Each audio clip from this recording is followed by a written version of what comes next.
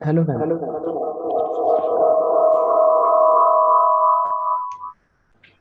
Hi, yes, sir. Am I audible? Yeah, you are audible.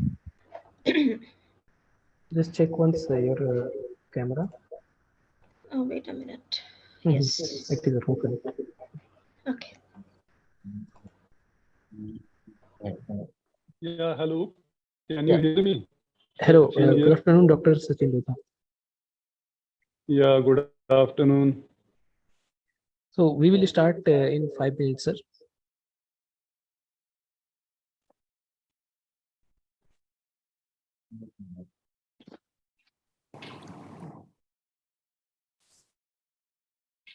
Hello, Dr. Nitin. Welcome. Hello. Yeah, I can't hear you properly. Your voice, I think maybe there are multiple speakers there or microphones Is it all right now? there. Am I audible now?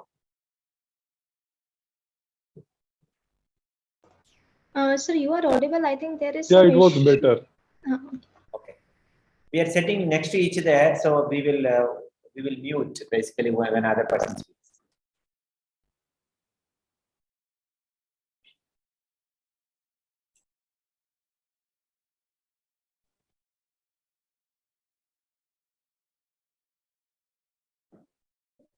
Are you people getting my?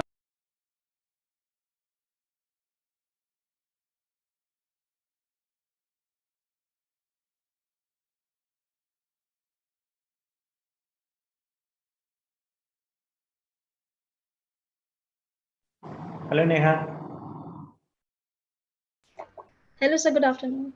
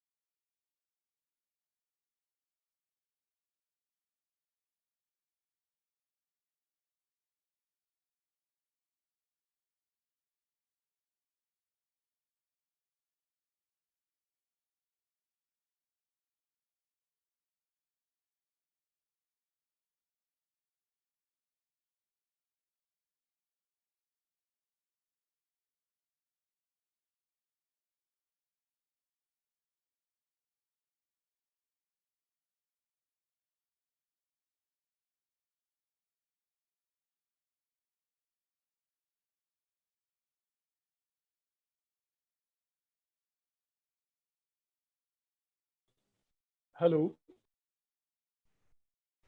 Hello, yes, sir.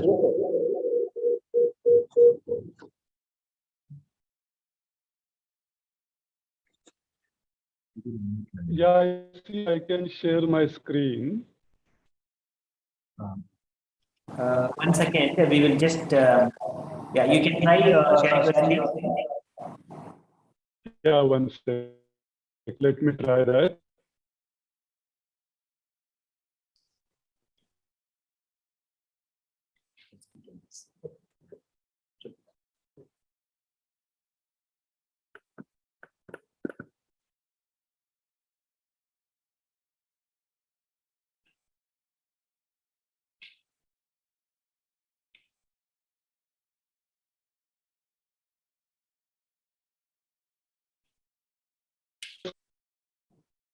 Hello. Yeah, we can see now. We can see your screen now, sir. Okay. Good. Yes, sir. Yeah.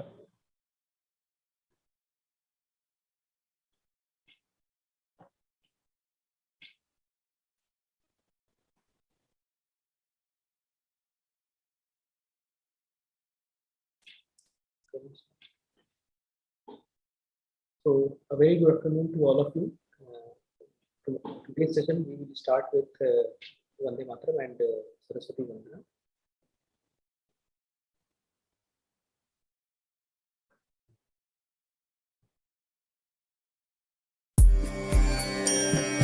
Vande Mataram Vande Mataram Sujala Suphala मलयज Sheetla सस्यश्यामला Mataram Vande Mataram शुभ्रज्योत्स्ना पुलकितयामिनी पुल्लकुसुमित द्रुमदलशोभिनी Suhasini सुमधुरभाषिणी सुखदां वरदां Mataram Vande Mataram Vande Mataram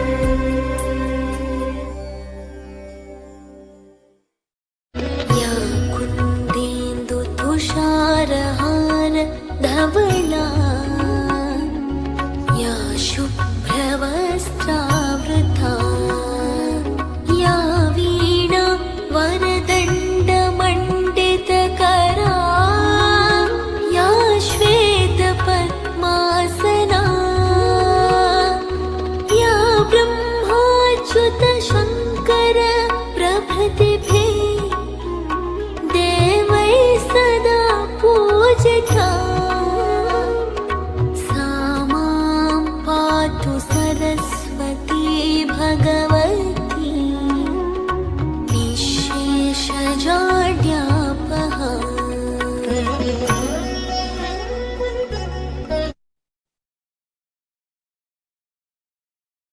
So, welcome back once again. On behalf of Triple IT Fraternity, I, Dr. Nikhil Tripathi, welcome you all to the second day on workshop on cybersecurity trends and career building.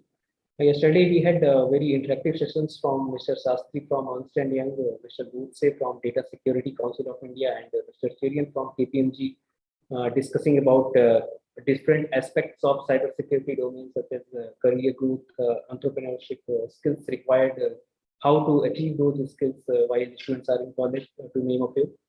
And today also we are going to have interactive sessions from Dr. Sachin Lodha from TCS Research, Mr. Vijay Kumar Verma from Geo Platforms Limited, and Mr. Sandeep Gulusekal from Wipro. Now, without further ado, I would like to invite my colleague Dr. Neha to take over from here and host the workshop. Over to you, ma'am. You can start once you are ready. Yeah, thank you, Dr. Nikhil. I hope I'm clearly audible. Okay. So, very good afternoon, everyone. I, Dr. Neha Agarwal, Assistant Professor in CSE Group at Triple ITS, welcome you all in the second day of workshop. So, as Dr. Nikhil mentioned, today we have three eminent speakers with us. I would like to take an opportunity to introduce our first speaker, Dr. Sachin Lodha. Let me share my screen.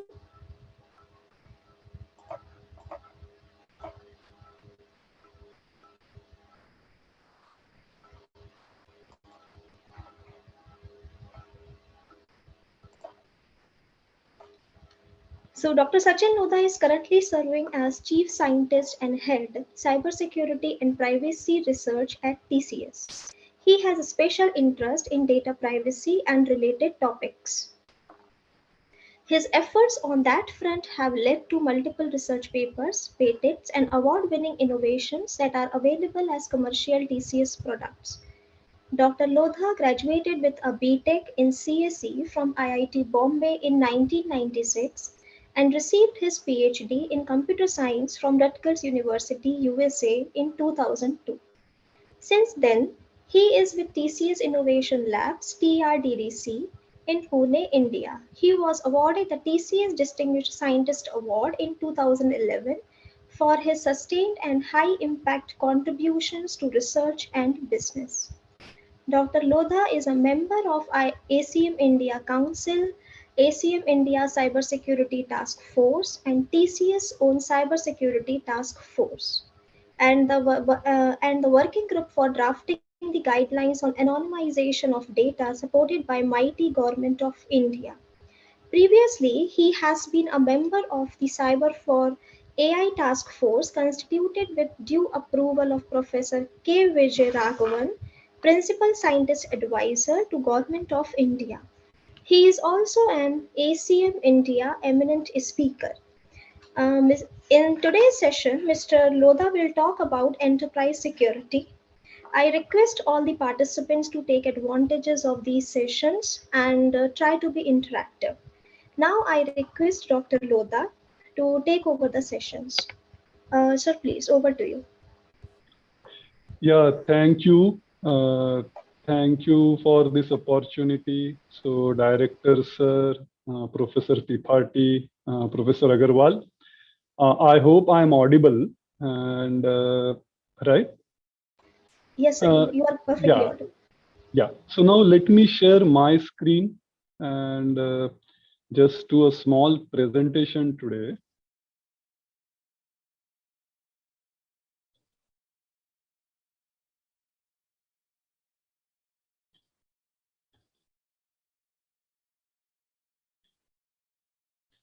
I hope my presentation is visible. Yes, sir, it is visible. Yeah. While I'm speaking, I'll just sort of go off video, stop my video, and maybe in the question answer part, I'll restart it. Okay. So friends, today's topic that I want to cover is enterprise security, right? And I heard just now as Professor Tripathi was saying that you already had some very good sessions yesterday. I'm going to give you my perspective on this. I'm going to talk about what are the modern challenges and what are the emerging measures that are coming. So this could be something. Is it that the PPT is not visible? I think I also lost it.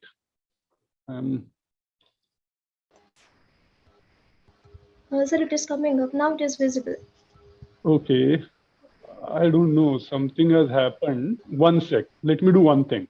Just give me a minute. Okay.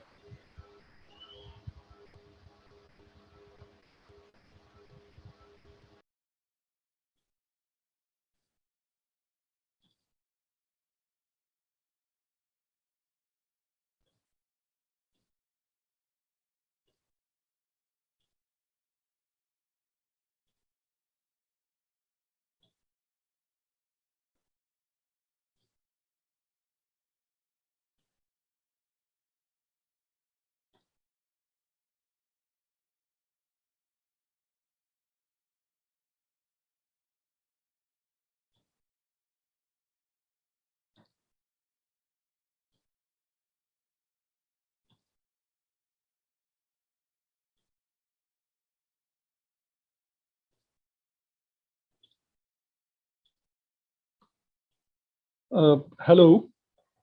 Yes, you do this screen.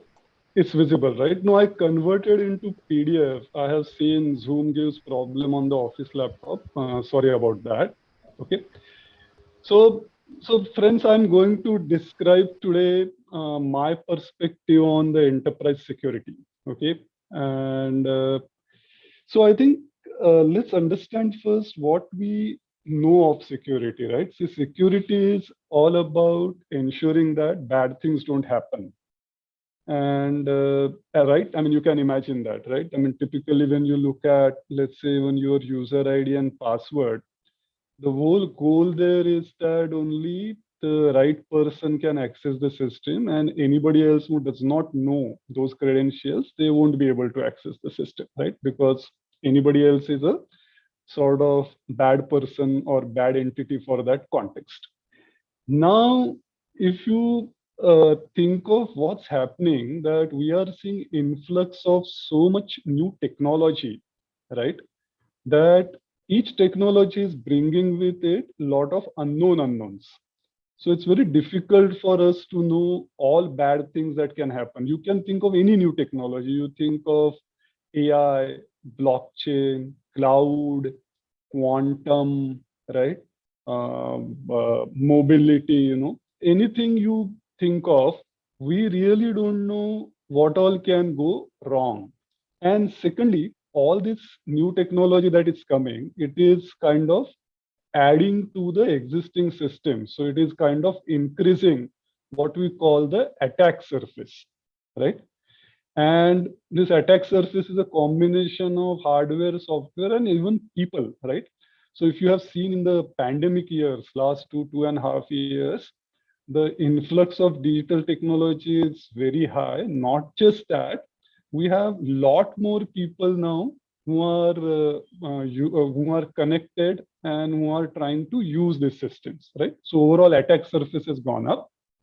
Now attacks have also become very scalable. Imagine that the same technology is also available to attackers, so they can actually craft very clever, very smart attacks, More importantly, now it's scalable because you imagine that, let's say there is a bank robber, okay, who is physically robbing a bank branch.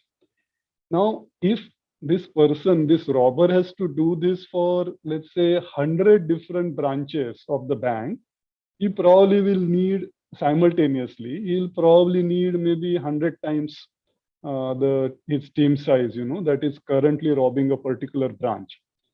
But in the cyber domain, this is just a piece of cake, because essentially the whole computational cyber world allows this very easily, right? That I have to replicate the attack. I just simply have to spawn so many things and it just happens, More importantly, attacks have become accessible. And this is a very, very important point. See, I don't have to be now the smartest person to come up with this attack. Such an attack is available in dark market. They are getting heavily commoditized. In fact, there are entities that are offering ransomware as a service. Okay, so I don't have to come up with my own variant or some very smart malware. I can actually just pay and use this service, to launch attack. So attacks have become very accessible.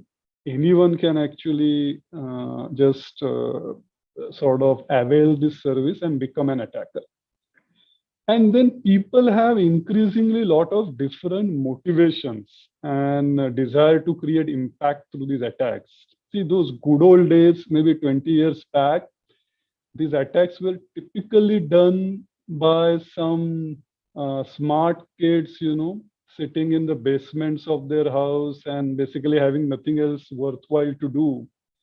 They would be exploring and probably coming up with some clever attacks. But now this has gone well beyond that, right? I mean, you must have read about state actors, nation states doing this attack. Right now, Russia-Ukraine war is going on. And you would hear about how both sides, right, are trying to also attack each other in the cyberspace, right? So patriotism, there is a political, social justice reasons, sometimes it's effort to sabotage the enemy and so on. So there are a number of different reasons now, and it could really very well be anybody, in the attacker garb. And last but not the least important is attribution is very difficult. Okay, so it's very difficult to determine who initiated the attack and who is responsible for it. Okay, and it's a very risky game, right? So in fact, some countries are considering that they should allow the organization that got hacked, they should allow them to hack back. Okay, but this is one chief concern, that how do you determine, right? How do you attribute the attack to some particular entity so that this victim can hack back, So that's the challenge, okay? So these are really some of the recent trends. They all got accelerated because of the pandemic and the sort of rapid adoption of digital technology everywhere, right?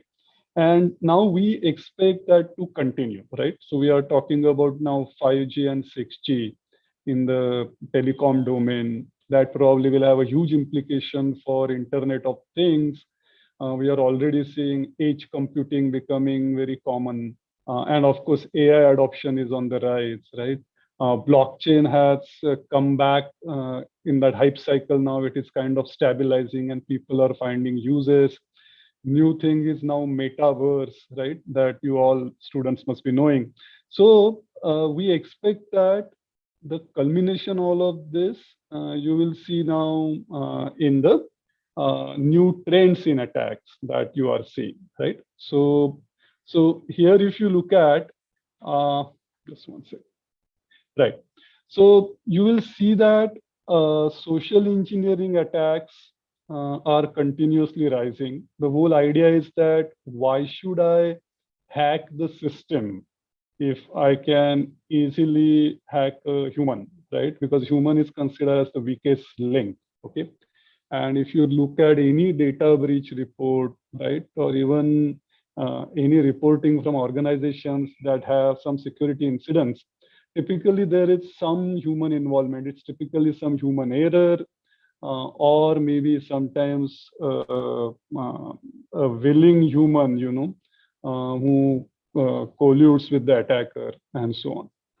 Then malware is continuously rising, you know. So the latest, this data breach investigation report that Verizon comes up with every year, their latest report talks about 30% of data breaches, right, that happen due to malware, right? And of course, ransomware is a huge component of that. Because of cryptocurrencies now, right, it is allowing the attackers to collect the ransom, right, while staying largely anonymous, right? Not completely, but largely anonymous. So there is, again, you can see how attackers are benefiting from the latest trends, right, like cryptocurrency. In fact, attackers are also using, they are trying to exploit the victim's resources for crypto mining, you know.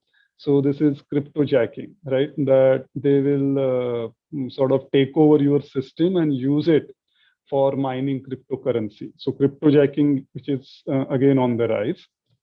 And then there are this what call attrition category attacks. Essentially, think of denial of service, right? Becoming very popular again with botnets. So a lot of devices on the internet now, and they are not very well secured. In fact, many of them may even have default user ID password. So it's very easy for attacker to crawl the internet and take over this kind of devices, and a collection of them, right, could be used to target some victim resources, you know, to create this denial of service, right? So there was a Mirai botnet some 4 or 5 years back, which was big time in news because of this, right? And then this is a new trend. I just thought I'll mention about AI machine learning, that because it's getting widely adopted. See, one other thing you always remember, that things that are more widely in use or widely adopted are typically the favorites from the attacker point of view, because they get better return on investment, right? So now that AI ML is becoming more widely adopted, they are becoming targets, and there are lots of adversarial attacks, you know. So you can fool the AI, right? So for example, let's say that there is a stop sign on the road, and you have this semi-autonomous or autonomous car which uses AI, you know, for driving around. You can probably put some sticker on a stop sign, and the AI in that car may interpret it as a speed sign, you know, and may not stop there exactly, and that can lead to some mishaps, right? Or maybe injury to even life on the road. So there are some very dangerous sort of implications of all of this, right? Okay. So what are the impacts, right? So I just kind of was alluding to it, right? That it could be fatal to human life, but most common impact is, of course, economic, right? So maybe the victim ends up paying ransom, maybe the recovery, right? In the time to recover and the cost to recover, right? Then from the organizational point of view, right? There are negative impacts in terms of reputation because new regulations now require organizations to report any incidents they have, right? In a very short time span, and that kind of gives you bad praise, and that may also mean that your customers may not continue their business with you, so there are implications there. You may actually also lose your intellectual property, business secrets. Every organization is very data rich now, so you lose data. That data may have a lot of personal information about your employees and customers. That may have again some privacy implications. So you probably must be reading about ransomware, right? So it also exfiltrates data, or it not only encrypts the data, but it also exfiltrates data, and then they ask you sort of extra money, to not leak that data somewhere in public, right? Or publish that data, right? So there are those implications. Look, I mean, yeah, so when your system is under attack, it may not be available, right? And that can lead to decrease in the productivity of the organization.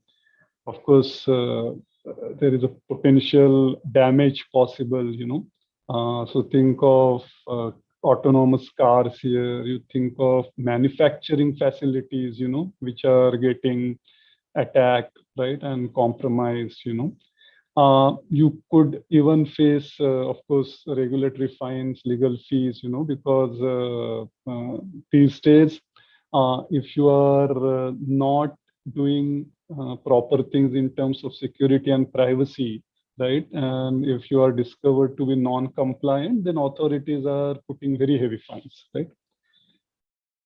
And cyber insurance is coming up big time because increasingly organizations are recognizing that it's impossible, to stop all attacks or mitigate all threats, right? There is always some residual risk.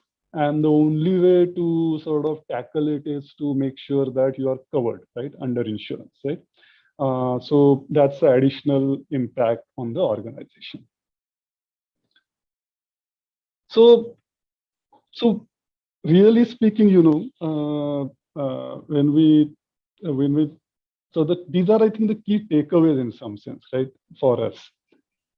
The one is that security can never be 100%. I mentioned in the beginning about this whole unknowns kind of thing, right? New technologies keep coming, and in their initial days, there are a lot of unknowns, and that's kind of security nightmare.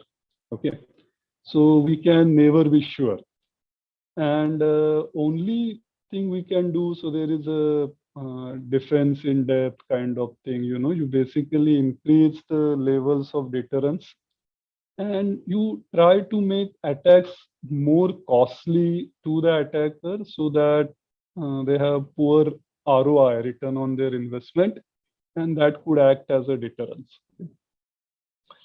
Then, as I mentioned initially, right, that these attacks are getting commoditized, and anybody can essentially sort of pay and use these services.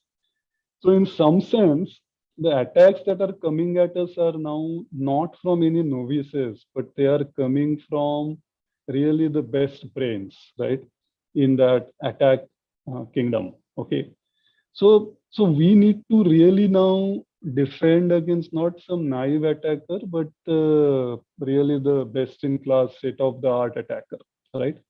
And that really ups the challenge, okay, because you can't give an excuse that, let's say that majority of such attackers, let's say, are from a particular country or geography, and therefore, since I'm not operational there, I should be safe. No, in fact, because everything is connected, nobody is safe.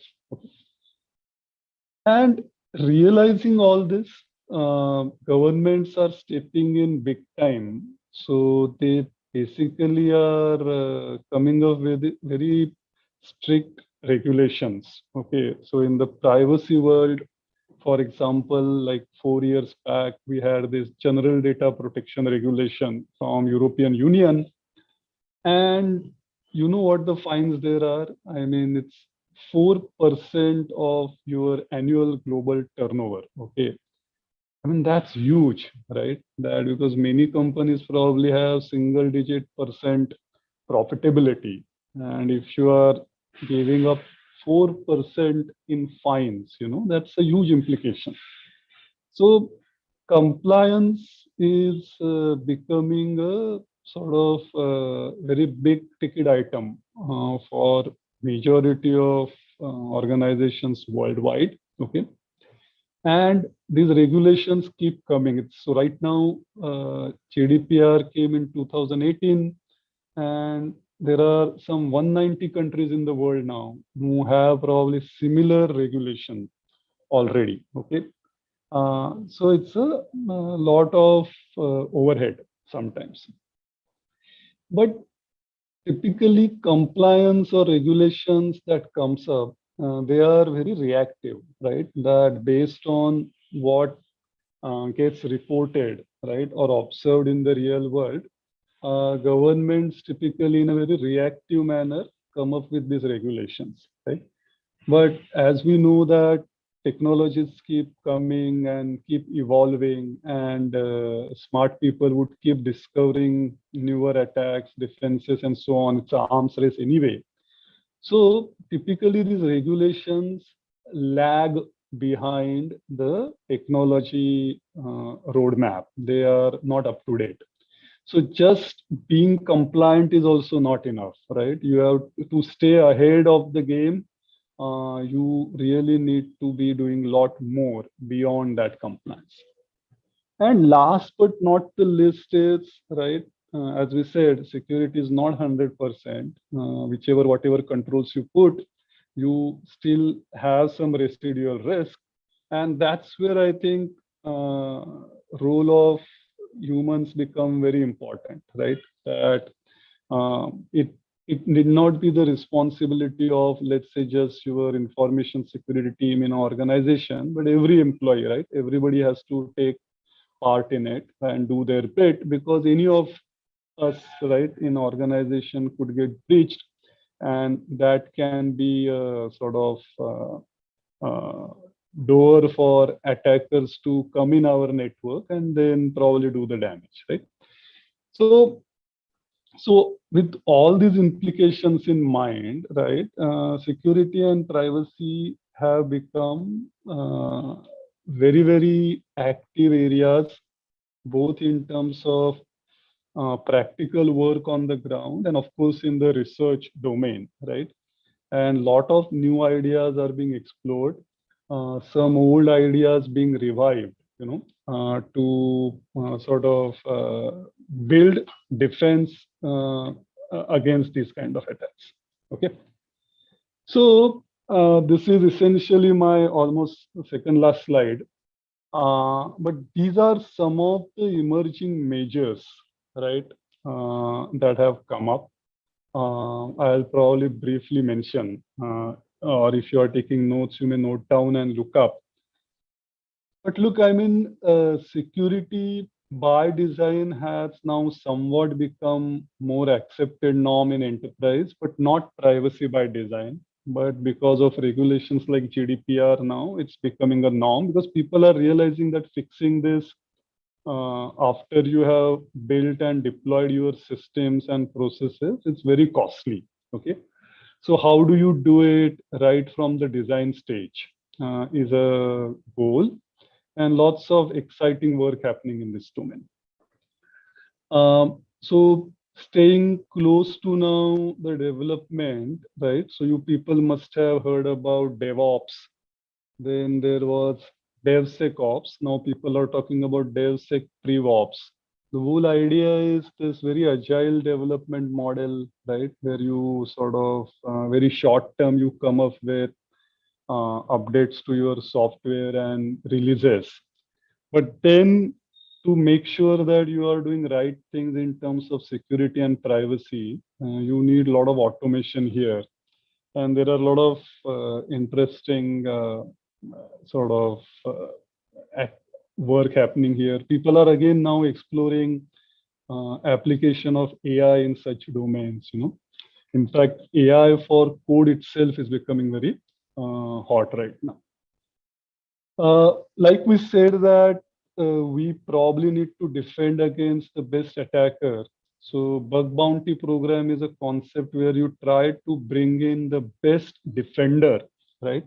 To analyze your applications and discover bugs. And if they discover some serious bugs, then they are really handsomely rewarded. Okay. So that kind of, some people actually do this as a full-time profession. There are in fact platforms which basically have created a marketplace for this. Okay? So it's very exciting. I talked about security, everyone's responsibility. So to make that happen, you have to create a lot of awareness and training, right? About sort of security threats, security hygiene, you know, security solutions. So awareness and training is again a very exciting area. So a lot of interesting concepts being applied here. For example, how do you make this whole thing very personalized and sticky? So there people like even my team has tried a lot of gamification concepts, you know, to make it very appealing and exciting, fun, but at the same time engaging and very sort of rewarding.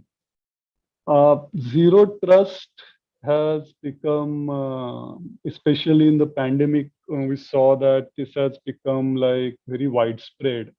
The whole idea here is that you don't trust. So earlier concept was that once somebody is on the network, you know, on your enterprise network, you could trust them. But the fact that now you have these advanced persistent threats and so easily somebody can come in, you know, by maybe stealing your employees' credentials, you know, or some way getting them to download some malware and all. You can't really trust even people who are or entities that are already on the network, right? So there is the idea here is basically constantly verify, but never trust, you know. And again, very happening. Cyber range basically allows you to, in some sense, simulate, you know, your enterprise network applications, and it kind of allows you to study. It also comes up with sort of library of attacks, and then you can see how well your systems can withstand those attacks, right? It can help train your security people. It can allow you to do what if kind of analysis. Number of things are possible. So cyber ranges are also becoming very popular. And to build an effective cyber range is not a easy thing. So there are challenges that need to be looked at. I already mentioned about cyber insurance because of the residual risk people are seeing. And again, very hot area. There are a number of now companies offering this. And it's unlike life insurance, let's say, right, where we have enormous data available over centuries. And therefore, we have very sort of optimized policies there, you know.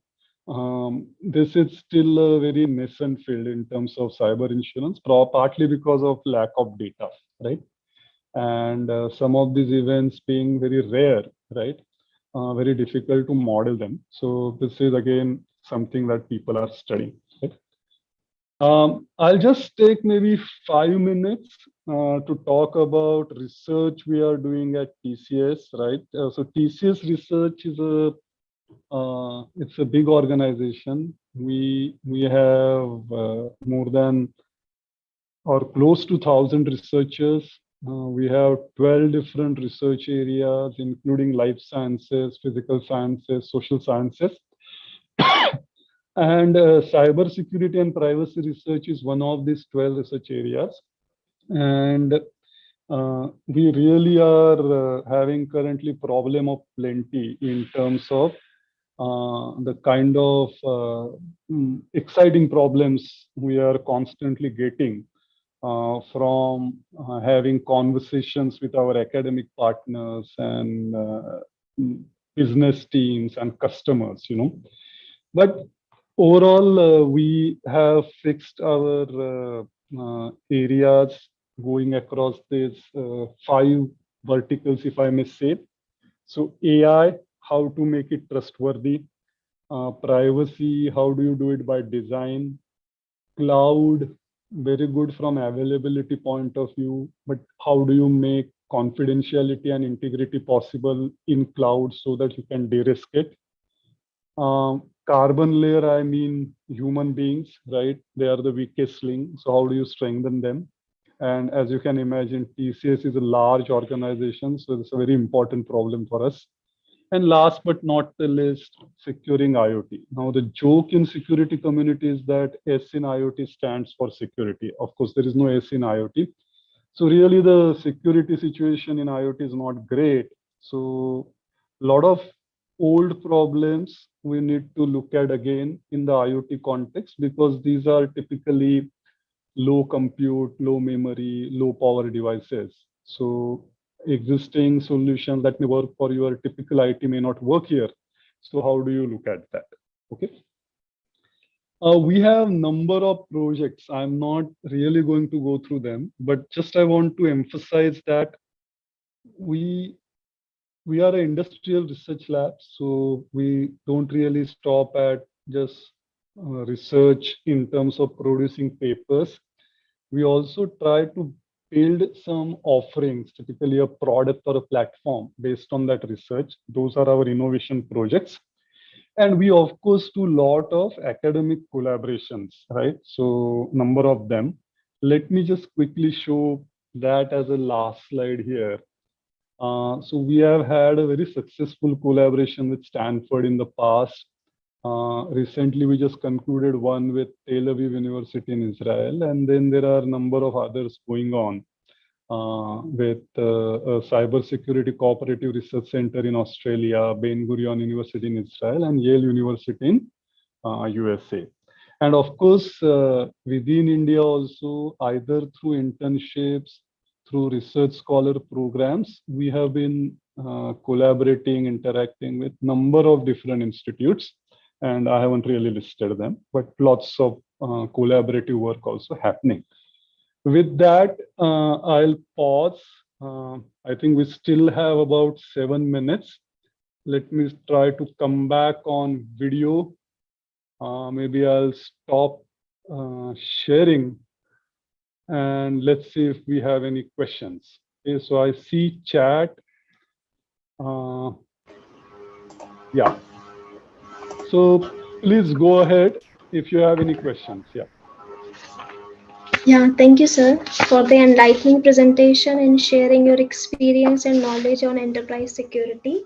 We have received some questions from our students through the Google form that we have shared earlier. So the first question is, how do we ensure security in resource-constrained devices? Yeah, that's a very good question. See, that's what I was alluding to in the securing IoT bit, that these are constrained devices. Okay, so for example, we have AES, Advanced Encryption Standard, which is very commonly what we use, on the web. But you can't use that on these constrained devices, right? So then you need to invent what is called as lightweight crypto. And there has been a lot of effort going on in that direction. For example, in US, NIST held a competition for coming up with a lightweight crypto standard. Even in India, we had a kind of grand challenge India-wide, where a lot of teams participated to come up with lightweight crypto thing. It also has implications, let's say, in terms of use of AI, right? Because AI models are bulky. You can't probably put all of that on these constrained devices. So people are figuring out different ways. Some ideas there are you try to sort of come up with lightweight AI model, or you do part computation on devices and part of it on the edge devices or the server, you know. So a lot of such ideas being explored. But as whoever asked this question is dot on money, that because of constrained devices, a lot of existing solutions or ideas need a fresh look to make them work in this setting. Yeah. Thank you, sir. The second question is, can we separate hardware security from the cyber security? Well, not really. See, I did not talk about hardware part because being who we are as TCS, right? We are largely a software shop. We aren't doing enough or anything really, to be honest, on the hardware security. But no, it's a part of the thing. I mean, it's not something different. It's just that we are talking about the layer above that, which is software and so on. No, hardware security is equally important, and especially for a country like ours, where we depend on other nations to supply us hardware, right? For example, you can imagine the stress that maybe our government agencies or army may have, who are procuring hardware outside and using it, because it may come with some implants, you know. They may leak data, they may compromise, right, our overall infrastructure. So no, it's a very important challenge. Again, within even India, different institutes, there are efforts going on. Okay, so it's an area where there is activity worldwide and India as well, and something to look at. It's just that being TCS and being what our focus has been, we haven't taken up that. We have a last question, sir. How can we participate in bug bounty programs of different organizations, and what skills are required? Yeah, so a good question again. So see, there are different ways you can do this, right? I mean, one is that these organizations actually, so think of Google, Facebook, a lot of big organizations, even Apple, a lot of them actually announce it, you know, on their sites, and they will invite you. I think it may require some reputation for you, you know, so probably it's not completely open, but still. India, in fact, is a capital of what we call ethical hacker groups, you know. I mean, we have a lot of such people who do this kind of ethical hacking thing. They try to discover vulnerabilities, you know, and report them back to the organization so that they can fix it. So this community is not trying to exploit it in a bad way. They are trying to find the gaps and bring it to your attention so you can fix them before attackers really exploit them. Okay, so there are those communities with India you could join. And of course, I mentioned there are some platforms. If you look for bug bounty on the internet, where you will find them, which you can join, you know. But all of this requires, so I think this is a motivation. If somebody wants to do it, you need to be super good at overall computing, you know. You need to understand software, hardware, you know, programming in a great depth to be able to do this, you know. It's like, you see, I mean, you must have read about critics for music, critics for film, you know, or experts who write about sports, let's say. But many of them are so well versed in that domain. That's why they can identify and sort of comment on it, right? Likewise, you need to be really good at computing and computer programming to be able to do some of that. So that's a motivation for me. So that's all questions we have received from the student side. Thank you, sir. It was really an insightful session, and thank you for talking about how the cyber ecosystem has been changing. And thank you for mentioning the 5 themes of cybersecurity and privacy research at TCS. So thank you once again for giving us your valuable time and accepting your invitation. Thank you. We also Thank you. look forward to work with you in the TCS research. And we actually Yes. started with doing something with the Rajiv Mukundan. Okay. Okay, so in fact, Dr. Neha only started something, but we didn't continue. But we have a bunch of the faculty members in the cybersecurity group. We look forward to work with you as well. Definitely, sir, and thanks for the opportunity. I think this was a good forum for us to get connected and interact. And I also look forward to continuing this interaction. And all the best to students, faculty, because maybe very soon I don't know, maybe your new year has already started. So I wish you all very fun-filled learnings. Enjoy. Thank you. Thank you. Thank you. Thank you. Thank you. Bye. Bye.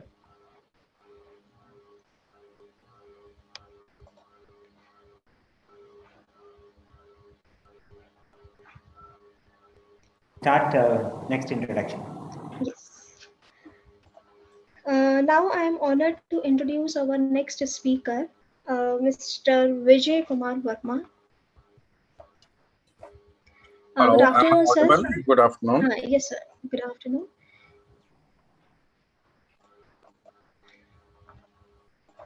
Mr. Vijay Kumar Verma is a dynamic professional leader having more than 25 plus years of cross-functional experience in the Indian Army and corporate sector in information security and telecom domains.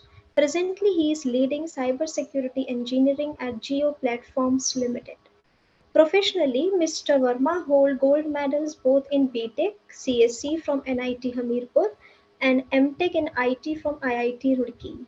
He also holds top cybersecurity certifications like PMP, CEH, CHFI, ITIL, etc.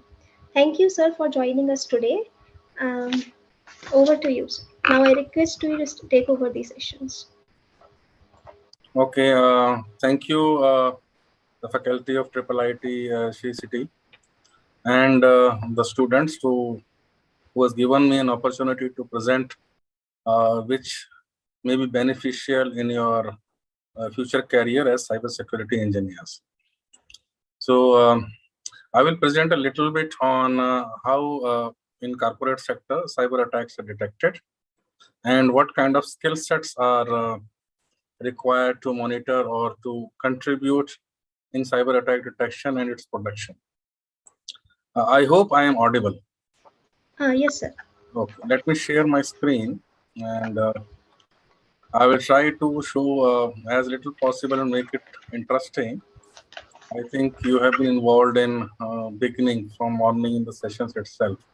Let me share my screen. Just let me know once it is visible. It's visible, sir. Okay.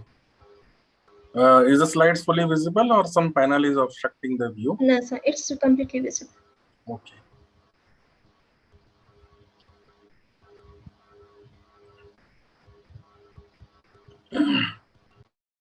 Coming to how do we define cybersecurity or how we build, I will try to draw an analogy between a retail store. Let us say you visit a shop, any retail store, you have a wall around it. There are two doors which are maybe in and exit. And then there may be a interior glass partition there and different stuffs are organized. Some are loose, some are organized in packets, etc. And some are labeled. So in order to build a security around it, so cyber security controls and physical security controls, they both go hand in hand. You see there is a perimeter control. You see there are two access doors which are authorized only people who are authorized to do it with various kind of rules. There are buyers, there is a shop staff who has different levels of access to these almirahs. And there are different stuffs which have different values. So there are, like, this red one is having a, let us say, costly item, maybe jewelry item placed somewhere. These are some mediocre items. In order to build a security around it, you need to identify what all risks can happen to this business which is going around in the shop, and what are its crown jewels. So I will slowly build on this. So what we need to identify in a particular thing is define your business strategy. Like in this entire shop, you define what all business processes are going on. You identify critical ratings. If something goes down, what is going to happen? Then you identify the assets. Assets may be your cooling system inside the shop, or your billing machine, etc. And identify the people, critical people also. Then you identify the risk. Risks are generally identified by what if analysis. What if this goes? What if this happens? Okay. Then this is something called as a business impact analysis, which is done on the risk appetite of an organization. Okay, there may be a big shop owner who doesn't mind 3 or 4 things going stolen on maybe lesser than 1,000 rupees, and same thing may not be acceptable to another shopkeeper. So all the security strategies are dependent upon the risk appetite of an application. Let us say there is a startup going on and somebody has to go to the market very fast. And he doesn't bother about the security, because if he loses time in building security controls, he may lose business. So thereby the balance is always struck between what is the business requirement and what is the cybersecurity needs. Then you develop risk treatment strategy, whether to avoid, mitigate, transfer, accept. If you see, these tasks will require some person who is specialized in designing cybersecurity controls and assessment of risks. In organizations, you have something called the chief risk officer, which develops this. Then you develop controls to treat the risk. Okay, controls can be prevention, like you have firewalls, or it can be compliance. Let us say something cannot be controlled technically, then you build a compliance control. You lay down a policy, like let us say nobody will come after 5 p.m. So there is nothing technical in this. It is just a procedural level control established. Then, in order to determine if something has gone bad with the process, is to identify some baseline behaviors. It may be pertaining to assets, transactions, or people. Or it may be compare signatures with respect to internal or external knowledge base. Let us say some other stores, some incident has happened. So there may be some indicators of compromise there. You can apply the same thing here and assume if something is happening. Let us say there are 2 or 3 suspicious people who carry out a reconnaissance before carrying out a theft there. And if you feel that the same kind of people have visited some other stores which had some kind of a incident, then you can immediately get on an alert level and treat it. Okay. And then you develop what if detected. If you detect something anomalous to this, whatever rules you have developed, then how do you handle that incidence? If I go and talk about cyber attacks, so you have something called as a cyber kill chain, where the attacker will do a reconnaissance. There are certain tools like network mapper, or which identify, or there may be people do open source intelligence, maybe look a code on Google or GitHub, etc. Then you develop a weapon, maybe a Trojan horse, or maybe some different kind of exploit. You deliver it, then you run the code there, then you install it, then you have a command and control back to your server. And then you do the actions on objective, whatever you want. You want to encrypt data, you want to steal data, you want to exploit data. This is generally a strategy employed by attackers. So you need to understand how each phase is conducted, then only you can develop a detection methodology around it. So any person who is a good threat hunter or a good detector, he also need to have equivalent skills of an attacker as well. Now, these are some of the cyber attacks. A person who is venturing into cybersecurity, he has to have a theoretical as well as practical knowledge of launching these attacks if somebody wants to go into the operations. Okay, so like you have a phishing attack where you send a malicious mail to an attachment. Equivalent versions have come for phishing, like you have smishing, where you send a SMS. Okay, you have wishing, where you can make a call to a person and lure him to visit a site, click a link, download a file, install an application. Okay, and or if you can't do anything, you can maybe launch a denial of service attack. If you want to cripple a service, there are thousands of the machines can attack and maybe open ports there, or try to call an API. So there's enough material available on Google to go into these kind of attacks there. The other thing that is important here is to study about a NIST framework for cyber attack detection, which lays down these phases: how to protect the different kind of controls in different category, how to detect something, which I already told you, define anomalies and events. Then you respond, and then you remediate that particular recover whatever has been lost. Generally, you have the controls. I already told you 3-4 categories, like preventive and detective controls. Genuine customers and employees, they need to access the data which is available here. So in outer layer, generally you have a denial of service prevention attacks, like the tool Arbor. Then you have perimeter firewalls. There can be some internal firewalls also, which are like trust firewalls, or maybe enterprise level firewalls, which segregate between customers and data center. In addition, there are certain tools which are available which do micro segmentation between different applications with different criticality rankings. Then you have a different set of tools here, another layer. Like IronPort is a email gateway which filters spam mails or phishing mails. You have proxies, both forward and reverse proxies, which govern the communication inside and outside the data center. And then you have API gateways. A lot of applications, they integrate with each other using APIs. Okay, and where you require some rate limiting or some kind of controls on whatever transits inside and outside. So once you build these preventive controls, you need to have eyes in monitoring the controls. Let me give an example. Let us say you have placed a door with a lock.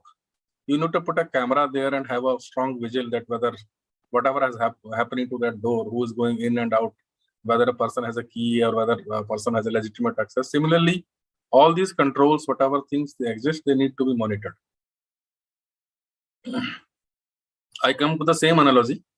Instead of now physical stuff there, what you have in data center, you have servers. And what needs to be monitored on the server?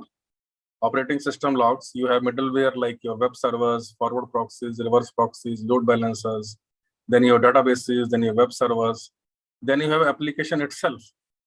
Then your entire infrastructure, like let us say the base servers, your endpoints, laptops, and then Internet of Things. There may be smaller devices or smart home devices or industrial relays, etc., which have a network connectivity.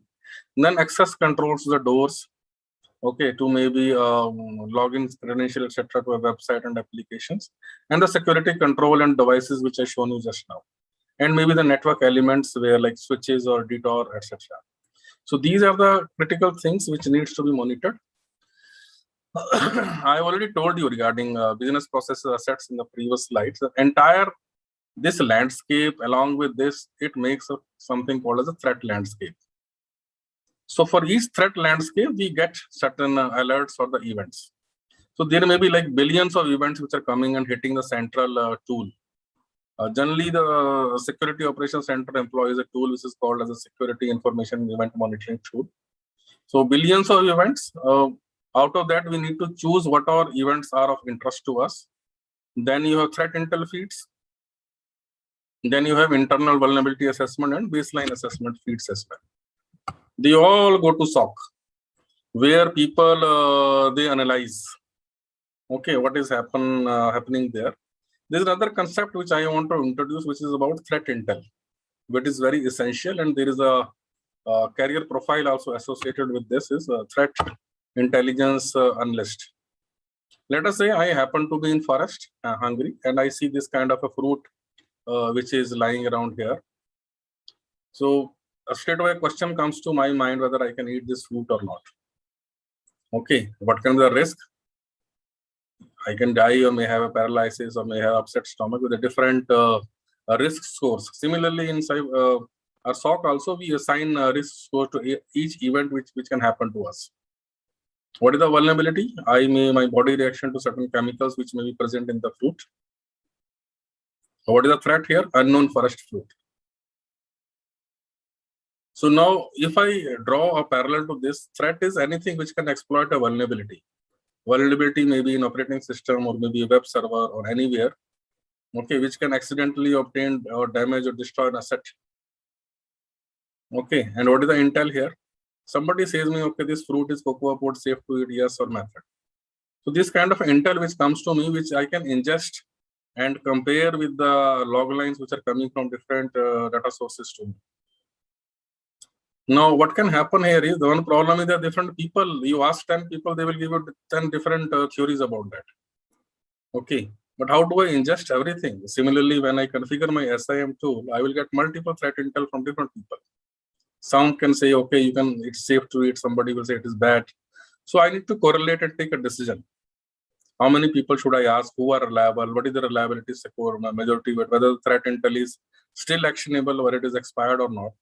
All these questions I answer. Basically, the tools are there to configure it. Sometimes in order for a tool to work, a human intelligence is also required so that he can configure this. So generally, these information in cybersecurity terms, they are two standard formats in which they are shared. One is a STIX format, another is a TXC format. Maybe in your lab, you can install STIX and TXC client and see how this threat intel works. Now, coming to a typical attack scenario or a attacker profile, let us say attacker has to come from internet.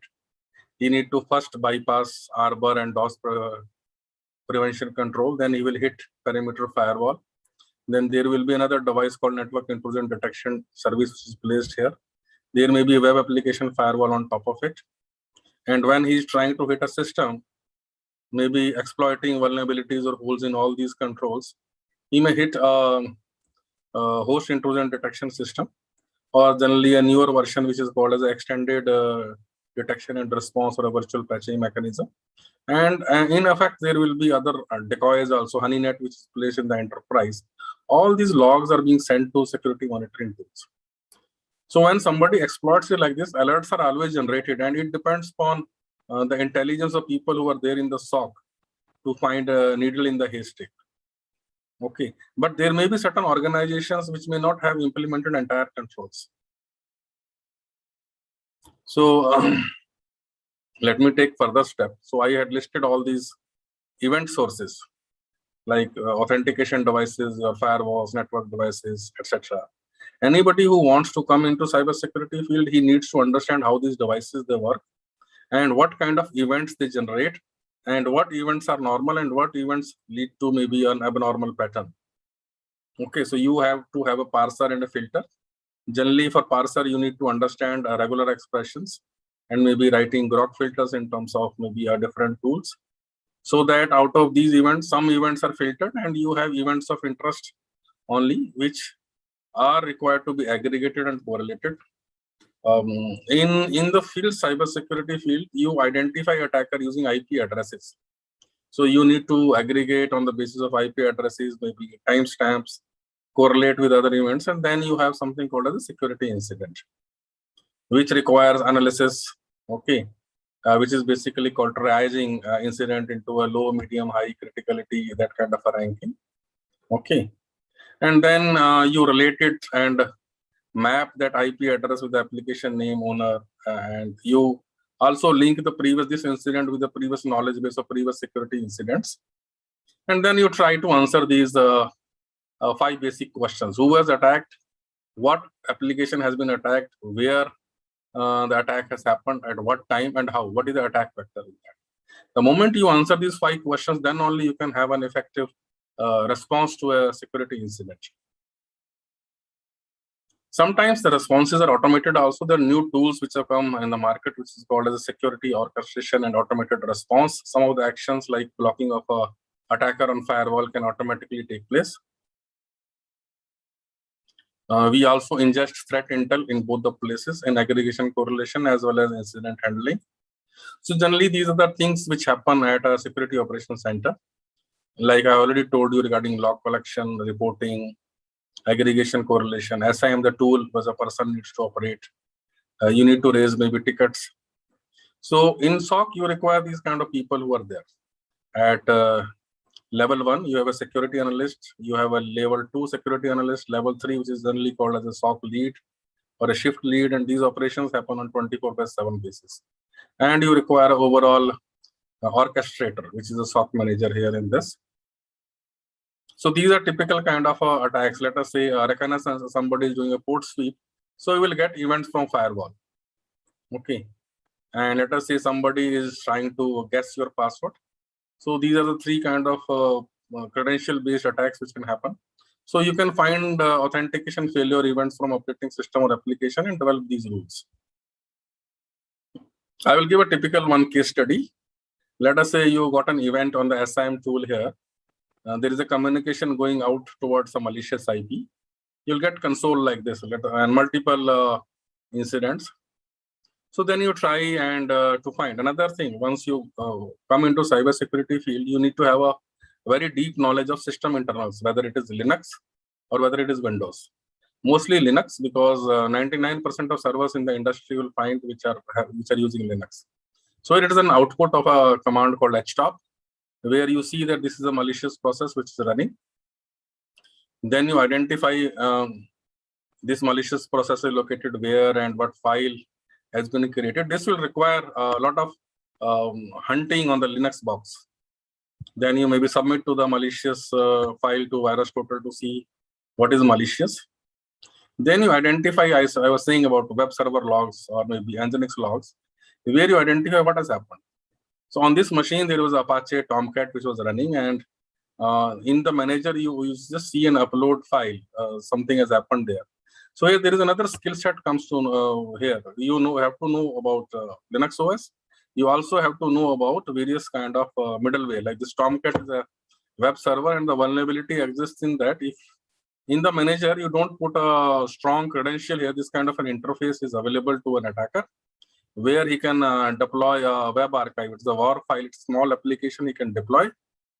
Like in this case, he is in the logs, we can see that he has deployed this WAR file, which has given him a reverse shell. And that is why that reverse shell was making an outbound connection. And we can also identify from the logs that, okay, this was the external IP address which was making it. The actions could be that, okay, you block the IP on the firewall and note these indicators of compromise and find whether a similar attack has happened on other assets or not. And then you rebuild the system from the clean image. So these are the generally tasks which are required by a forensic analyst and a person who does the compromise assessment. So with this, I have finished the first portion of cyber attack detection and monitoring. So in the SOC, which I told you that these are the 3 or 4 levels of people are required. First one is triage specialist, or it is also called as a security analyst. This fellow need to see those logs which are hitting your XDR consoles or your SIM consoles. He need to have a basic understanding of what all events will come at operating system level, database level, and whether those events are critical enough so that I can escalate it. Okay. Then there are suspicious events. Maybe let us say out of 1 billion events, he identified around 100 events which could be malicious. These 100 events he gives to an incident responder. Okay, who actually coordinates with different teams. And I will show you the interactions in the next slide. And who has a little bit experience, more experience at how incidents will look like. And these incidents he can bring to the level 3 analyst. So at level 3, you have a level 3 analyst, and threat hunter is a different person altogether. So now what this threat hunter does, it can cover what all has been missed by a triage specialist. In addition to this, tier 3 analyst can also do a little bit more analysis going onto the system, like I shown you on earlier slide, and where he can pick up the actual incident or whether he can disregard that. So SOC manager is a person who's running this entire SOC operations. Generally, SOC managers, they come from 8 to 10 years of experience. And here is overall interactions with this entire people here. So they can interact with a malware analyst to remediate the incident, or a threat intelligence analyst, or a researcher, or a forensic specialist who logs onto the system and does a compromise assessment. There can be a threat hunter who can cover what tier 1 analyst has not been able to do. And generally, to test SOC efficiency, you have something called as a blue team and a red team. Blue team is a defender who is actually monitoring the consoles. A red team can simulate the activities of an attacker. So person, red team specialists need to know about the cyber attacks and how to launch them, maybe using Metasploit or some other kind of tools, which are on Kali Linux or some other specialist operating systems are available, like Parrot OS, etc. From where they can launch these attacks and see whether events have been generated, whether rules have been configured in SIM or not. And then the vulnerability assessment expert, there are certain tools also which can assess vulnerabilities, let us say Tenable, Nessus, or maybe a Qualys scanner.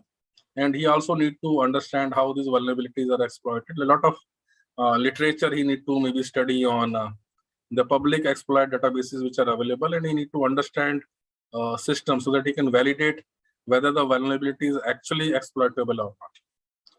And then the security engineer, generally this is a generic term given to level 1 analysts.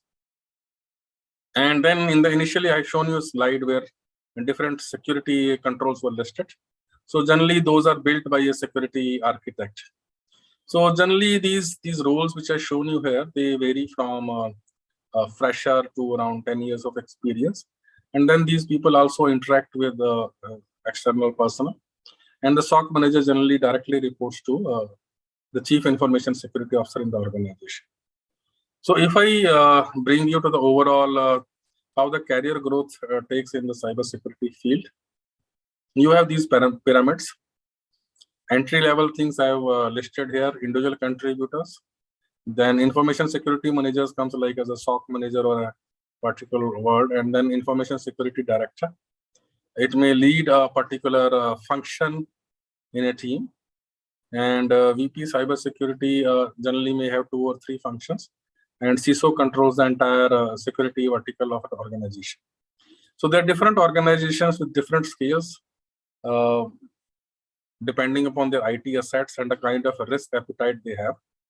And some of the roles they get merged because people are lesser and they have to do entire kind of jobs there. But in a bigger organizations, you will have multiple levels, and you have more people who are expert in a particular field only, and they correlate, and then the entire thing orchestrates. So with this, I finish. I hope I finished my lecture in time. I'm stopping my screen share and I'm open to questions. Thank you, sir, for the informative sessions on cyber attack detection and monitoring. We have received some questions from our student through the Google form that we had shared earlier. So the first question is, how do we see India in cybersecurity domain after 1 decade? Very interesting questions, but we think of it, we should think of where we are and where we are going to have maybe next 5 years, because this dimension is changing at all. So if I take a cursor around a decade back, so we didn't have this kind of internet reachability or this kind of a digital breakthrough where everybody is using a digital platform, and the security has to be stronger in that area. So if you maybe consider maybe a decade ahead, so IoT is coming in a big way, and smart homes where your locks will be smart. Okay, you will have webcams almost everywhere. Your almost all device will operate connected through a network. So that kind of a security or IT penetration will happen in our lives, whether it is connected cars, whether anything you name it, you will have a device linked to a network, maybe your smart meters, etc. Those are coming here, but they will touch individuals' life there. And with 5G coming in, so bandwidth again will not be an issue where you will be able to reach to the end devices. So there will be a lot of opportunities as well as challenges in cybersecurity field to build security controls around it. The challenges are in terms of that these devices will be very, very small, and you cannot build all kind of security controls in the small chip where with very less power it needs to function. Okay, and once we consider where India lies, here you have already seen that the kind of potential we have in bringing that market. Basically, the demand is available here with a lot of these items or the smart devices could be placed.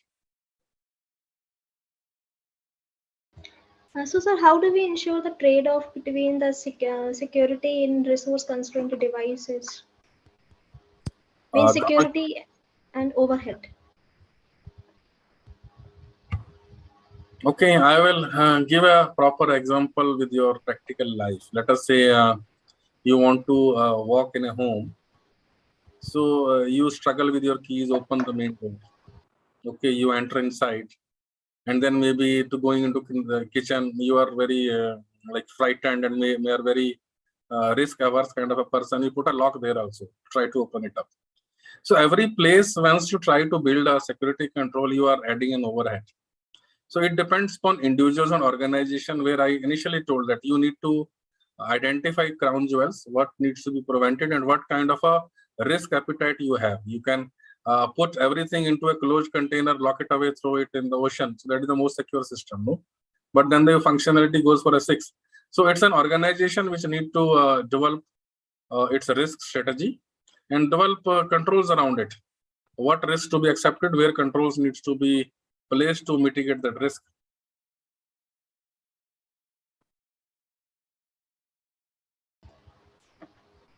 So, second question, our one student want to know that should we go for certification exams like CCNA, CCNP, etc.? Yeah, very good question. I think it's a very good question in the present context. Let us say there are around 20 students which I need to maybe judge and maybe hire. Okay, so which student will have an edge over another? That is one. Secondly, everybody studies a topic. Okay, let us say I also build security controls, but how can I assure my business leader that these controls they actually work? There has to be a third-party review. Once you do a security certification, it is actually being reviewed by a third party. The moment you do that certification, you are audited, your credentials are better, you stand out in your peers wherever you are competing with each other. The another caution which I want to put here, a lot of people, they do certifications, and the people who provide certification, they are actually doing a business also. So it is better to learn the material which is given in the security certification course rather than to go through exam terms or questions and pass it through without going through the entire curriculum. Then it will put you in a bad shape, where you will say that I am CCNA certified, but once you actually sit in front of a router, you will not know even how to say give a command to show run config and find out which routes exist and which routes are misbehaving. So I hope I made myself very, very clear as far as these certifications are concerned. Yes, sir. Thank you.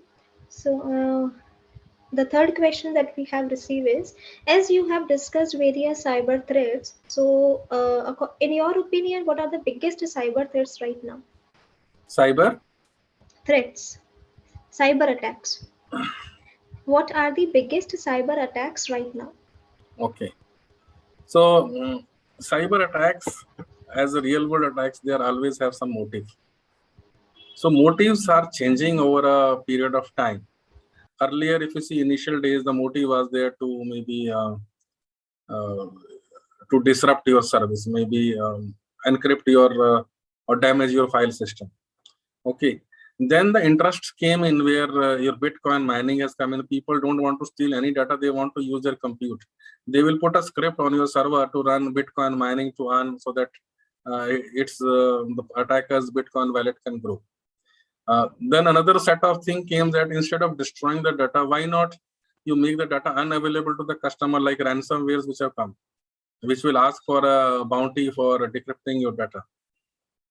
So the threats over a period of time, they have evolved. And in the present day, the maximum threat which comes up is because of your lack of cybersecurity awareness, where everybody is impacted. People don't know what to click, what to accept, what permissions to give. It happens at every level, whether it is your mobile device or your end device, because attacker will try to exploit the same route as a genuine person. He will try to access your credentials, etc.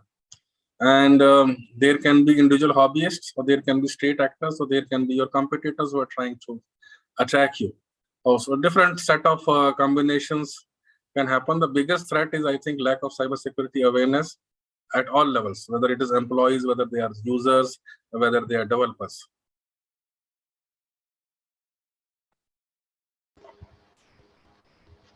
Okay, sir. Thank you. Since we have time, shall I take one more question? Yeah, please do so. How do we perceive the relation of digital twin with cyber security? Sorry, I couldn't get you. Digital? What is the relation between digital twin and cyber security? Sorry, I couldn't get this term of digital twin. What a person wants to convey. No problem. No problem, sir. So cyber physical system actually. So relationship between the cyber physical system and maybe he cyber wanted security. to maybe say that digital twin means IT proliferation with respect to the cyber security. Cyber security exists because the platforms are digitized and they are IT platforms.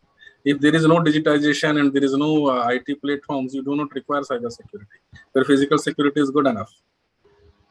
I hope I was able to understand the question. Yes, sir. Yes. Okay. Thank you, sir, for talking about cyber attack detection and monitoring, and thank you for discussing the cyber kill chain and various types of cyber attacks. The SIEM use cases that you have discussed are really informative, and the career options that you have mentioned, I'm sure that that would be really helpful for our students in building their career in cybersecurity domain. Thank you once again for accepting our invitation and taking the time out of your busy schedule. Thank you. Thank you, everyone. Feel free to reach out to me. Thank you, Mr. Verma. I mean, we are very happy that you are able to participate, and we look forward to your support. I know there are a lot of internships that our students are looking for. Both semester-long internships as well as short internships, and if we can provide some opportunities and your platforms, it will be really useful. Yeah, sure. At the moment, we are working from home. Whenever the office is open up, maybe this will also happen more the bit of the next academic year. Sure, sure. Okay, thank you so much. Thank you. Thank you all. Thank you, students. Thank you, faculty. Thank you, sir. So participants, we will have a break of 15 minutes, and we will start at 5:15. So we will resume our session again at 5:15. Thank you.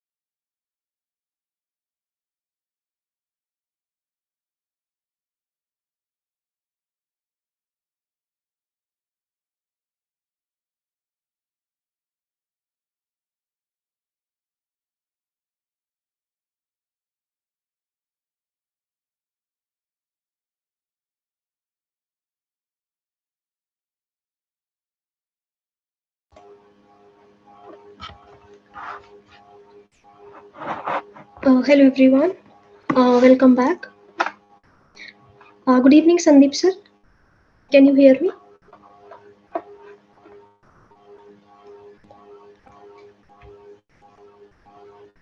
Sir, your mic is mute. Hi everyone. Good evening. Yeah, good evening, sir. Thank you for waiting patiently. No worries, right? Thank you.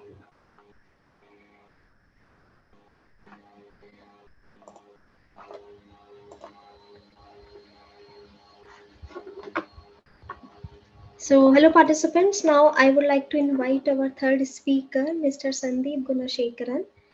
Mr. Sandeep Gunashekaran comes with 16 years of experience in information security and infrastructure operations. He is currently with Wipro leading global team of managers and architects across endpoint security and data protection programs. Before joining Wipro, he has worked with Honeywell and Oracle in different roles, handling projects and teams at varying capacity. Mr. Gunashekaran holds a BTech degree from Anna University and an MBA from BITS Planning. He is also an AWS Certified Solution Architect and a Certified Scrum Master.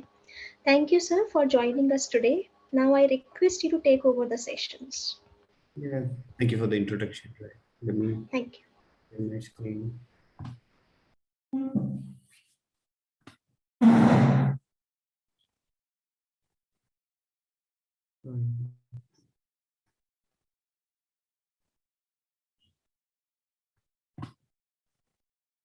Okay, I'm sharing my complete screen. Let me know if you can see this. Right. Yes, sir, it is visible. Okay. Started. Yeah. First of all, thanks for this opportunity. I know it is 2 days long session, and then this is the 6th session. I'll try to see, I'm not repeating anything. I joined a few of the session just to ensure that, I'm not repeating stuffs here. And some of you, being it's the last session, it's difficult. I know you're waiting for, another 30 minutes to call it a day. We'll see, I'll try to keep it in. I don't think it could be interactive, but I'll try to make it informative as possible. So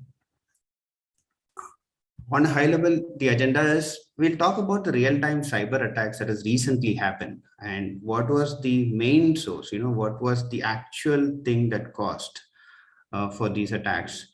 And then we'll talk about the cyber functions, what are the different teams in cyber security. I will not cover all the different teams, but on a high level, from a beginner perspective, what are the things that you could look out for? And the next thing is, how do you get started? What are the basic things that you need to know to get into this cybersecurity? What are the materials that is available online, or the courses, or the links that you need to follow to get a high level overview to get started in the cybersecurity? Some of you, I think, are aspiring to come get into the cybersecurity, so I'll try to give some links that would certainly be a lot of value add for you folks. So why this whole thing is, the cybersecurity is so big, or it is becoming so important is there is this link called World's Biggest Data Breaches. I will share this presentation. You could go through it. It talks about different organization and the number of records that has been lost because of a breach or an attack. And this could be used for multiple reasons. So this becomes very critical, So data loss, can cause major damage to the company because it could be because of, if you are losing some IP confidential data, then it is going to be really tough for the organization, right? And most recently, we are seeing attacks on the OT security, where after the attack, your operational technologies are also impacted. So in such scenarios, you would have major impact from an organization perspective. So before we go into this different types of attack, I'll talk about phishing attacks that recently actually happened, and then We'll talk about exploiting a vulnerability in an application, and we'll talk about a simple password hack that caused a major issue for one of the company, and so on. See, the end, when an attacker comes in, the basic thing for an attacker is you want to get into your system first, because there are multiple layers of protection when you work for any organization. So the first thing the attacker would look for is to getting into your system. So once you get into your system, obviously the one system is not sufficient for the attacker. So now he's going to look for other system connected to your system, and he's going to expand this scope into more and more systems. And once he got access to multiple systems, he's going to encrypt it or steal the data from it, encrypt it, and then ask for a ransom, or or he's going to take the data out of it and then publish it or share it, whatever, right? So there could be multiple intention as to why an attack is done, but how it is really impacting an organization. So there was recently many attacks in India also. I think there was the SpiceJet Airlines was delayed. There was an attack on one of the service company, and there was an attack on one of the product company. So how it all started is with a spam email. So attacker sent a spam email, and this was by mistake opened by one of the worker in that particular organization, and it ran a macro, and that macro in turn was able to communicate to one of the command and control system that attacker owned, and then they were able to download further tools to exploit, and then encrypt, and then move on from one system to multiple systems, and so on. So let's say, for example, if one system is impacted, the impact is not that much, right? So you can fix it. But let's say, for example, imagine this from a perspective of if he's taking control of 100 systems, 2,000 systems, or 5,000 systems. And what if one of the systems is a payroll system? Let's say, for example, the attacker attacks a service company and he takes control of a payroll system on 28th, right? And then the entire payroll systems are, let's say, encrypted.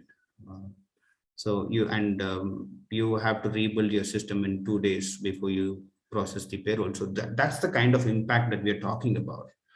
Okay, so let's say in this particular scenario, it was through an email. So what could have protected, these attacks for not happening? How we could have protected these attacks?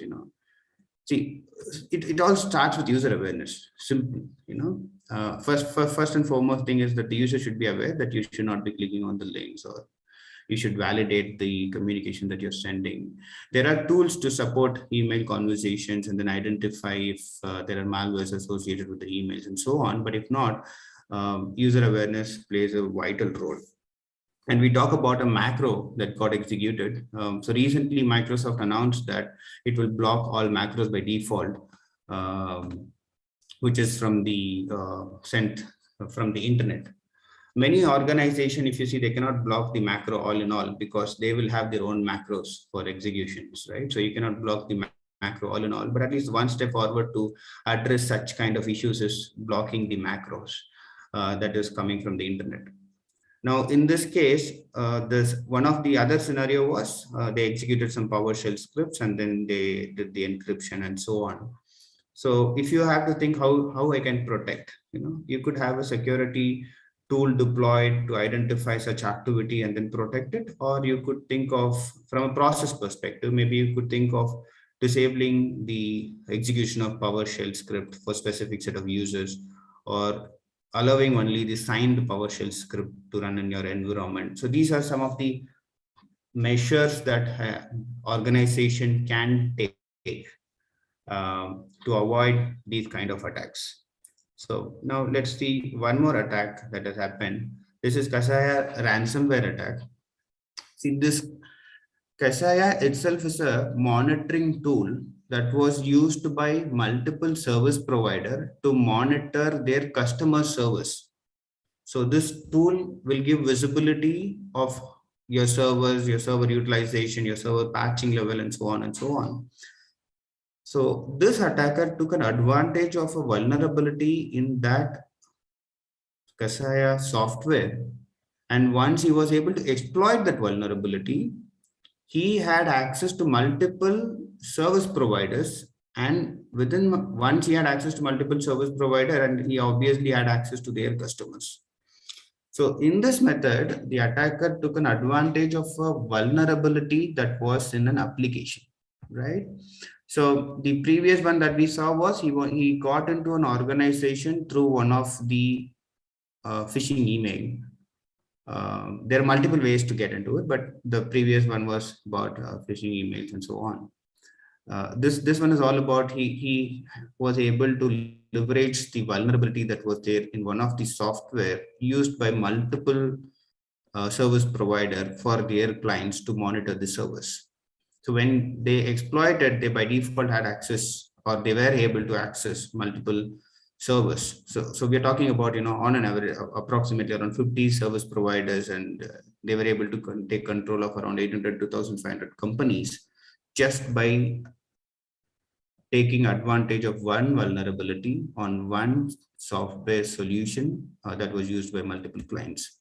There were similar attacks in recent times on, that happened on similar lines, SolarWinds, then the Microsoft attack and Kaseya attack and so on, right? So how this could have been avoided? So vulnerability management program, it's a program on its own.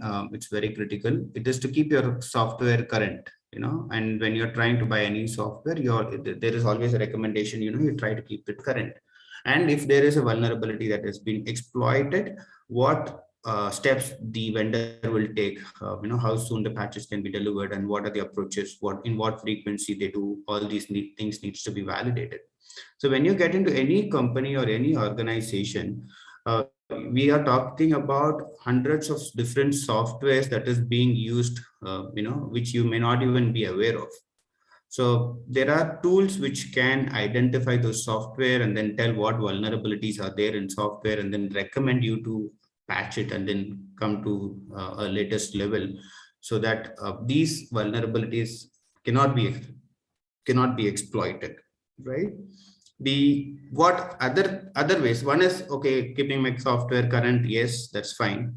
Now, if the question is how else we could have prevented this kind of attack, there are a couple of service providers like CrowdStrike or the other AV solutions provider claim that they have capability to identify malicious activity. Say, for example, this software is designed to monitor only CPU utilization. This software is designed to monitor only the patching or patch level on a system and so on.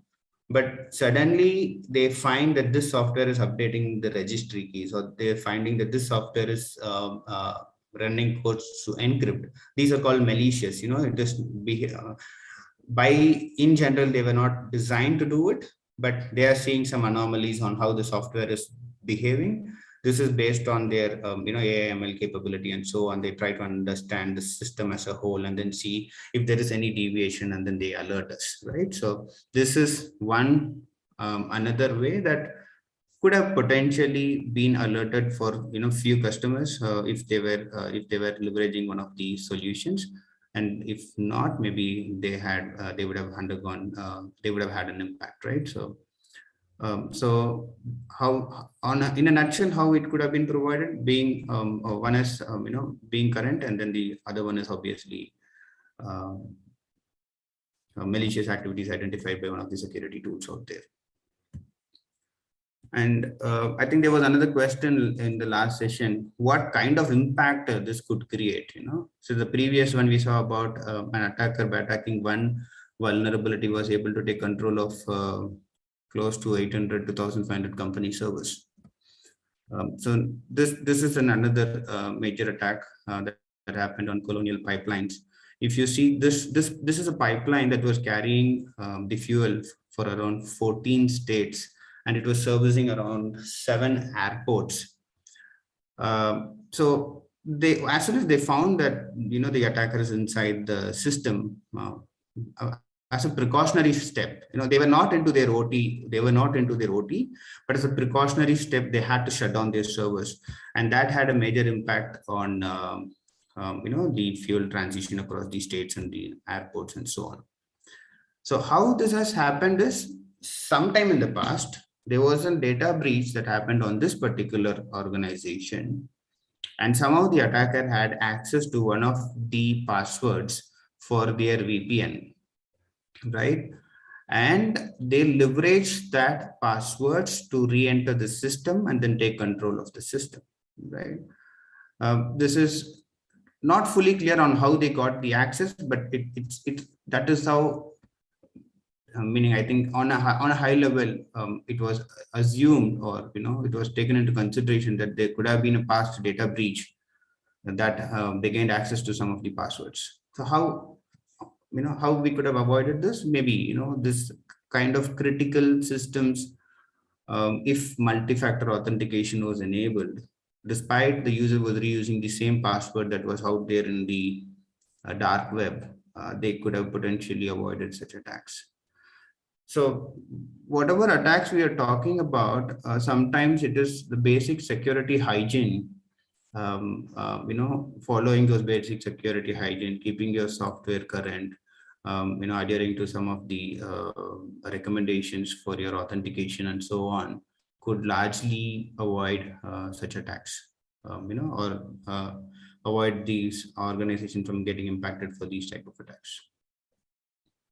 So we spoke about different attacks that has been happening in recent times, 3 major attacks. There is one thing called MITRE framework. I'm not sure how many of you are familiar about this. I thought I will just give an overview of this because this is very important. Any attacker, he will have to go through this tactics. Tactics is what he wants to achieve. He wants an initial access to your system. He wants to execute some script. He wants to be there in your system, even you do any refresh and so on. He want to take advantages of the privilege. He want to escalate the privilege level from, let's say he got access only of the read access. You want to use some methods to escalate the privilege and so on and so on. So this is the tactic that any attacker would follow. Okay, and finally, either they get data exfiltration, or then they create an impact by destructing your data or encrypting your data and so on. Okay, so what is the technique is how he achieves it. Let's say, for example, I wanted to execute something, how I achieve it.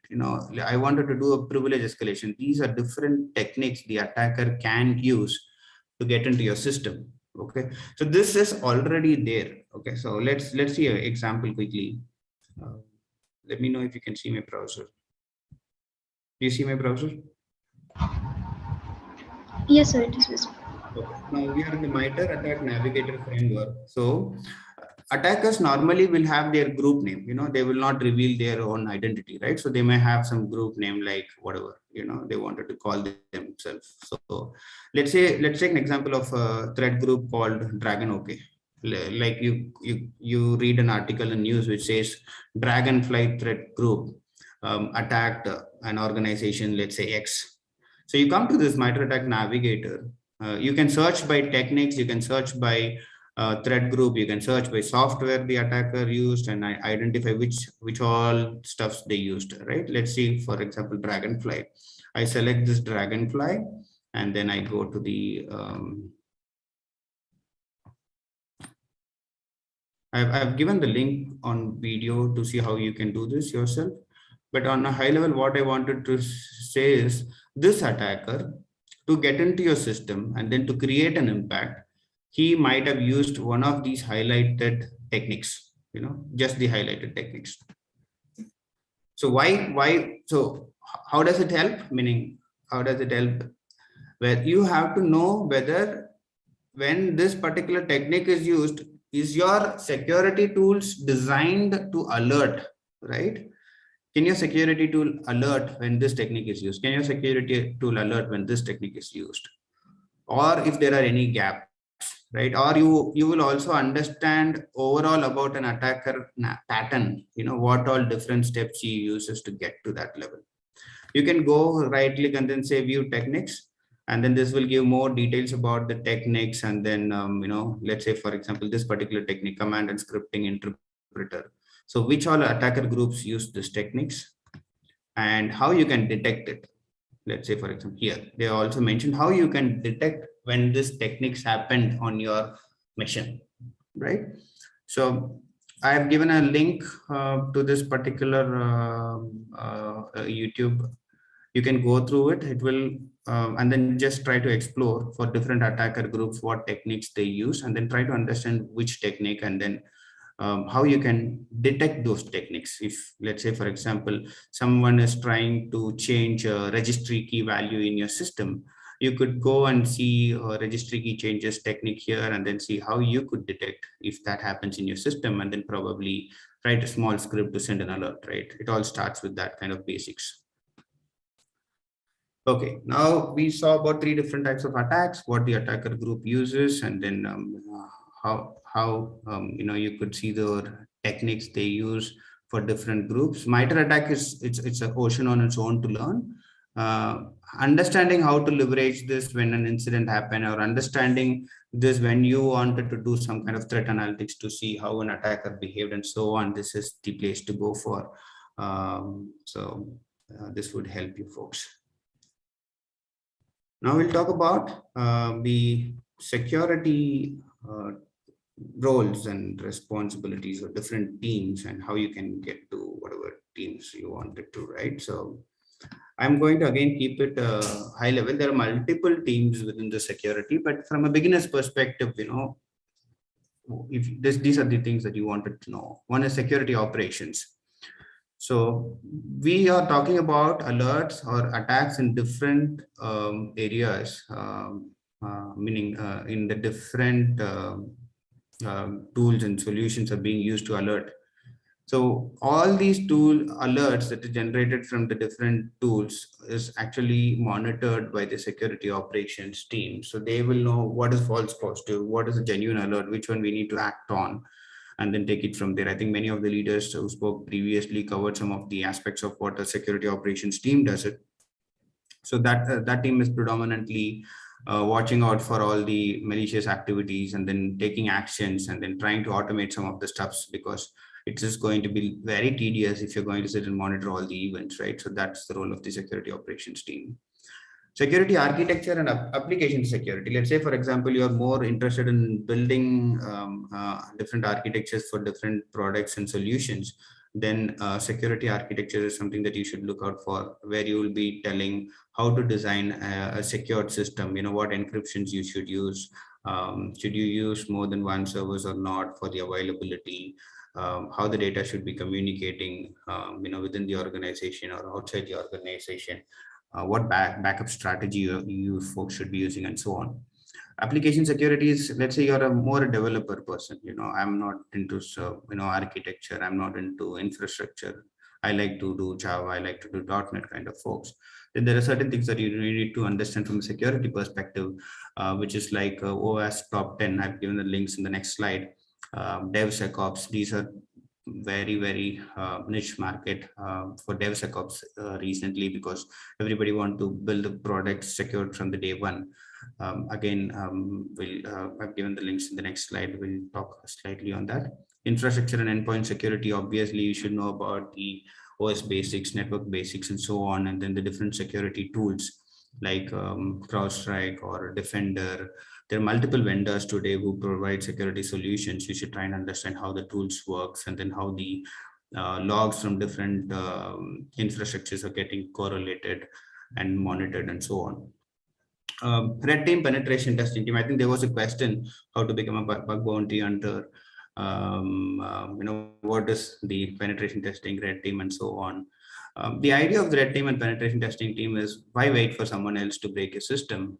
Why don't you identify what are the vulnerabilities in your system or in your application and try to break it and fix it, right? So it could have different definition, but end goal is that, so while you're building the application, why don't you check for why don't you do a quick penetration testing to identify if something can be broken and then fix it? And red teaming is on a larger perspective, right? Security governance is about, if you're more a process person, you are more interested in the audits, building policies, procedures, defining across organization, and you wanted to audit how the security functions is behaving and so on, then security governance is the place that you should look for. Now, let's go to the next one. So where to get started? That's the question. If you are looking to understand understand how different security tools works, there are definitely blogs for each products. But let's say, for example, you wanted to understand how the Microsoft solutions work, how the Defender works. Then this is the YouTube that I would highly recommend, Matt Sossman. I've given the link again. Let's quickly go there.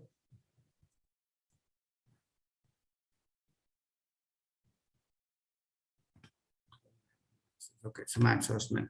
So if you look into his videos, he talks about all the Microsoft products. He talks about AIP. He talks about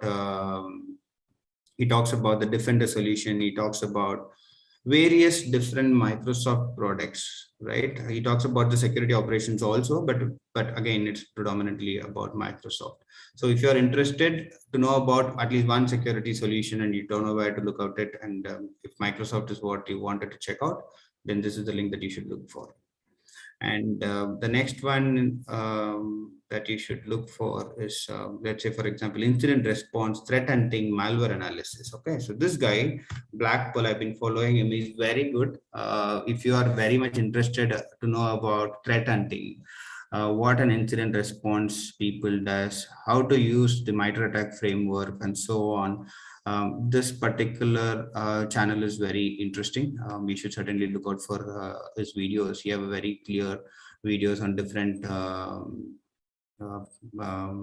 functions within the cybersecurity, right? And he's not specific to any tool, so he talks about multiple solution. Yeah, he also have a video on open source stuffs, right?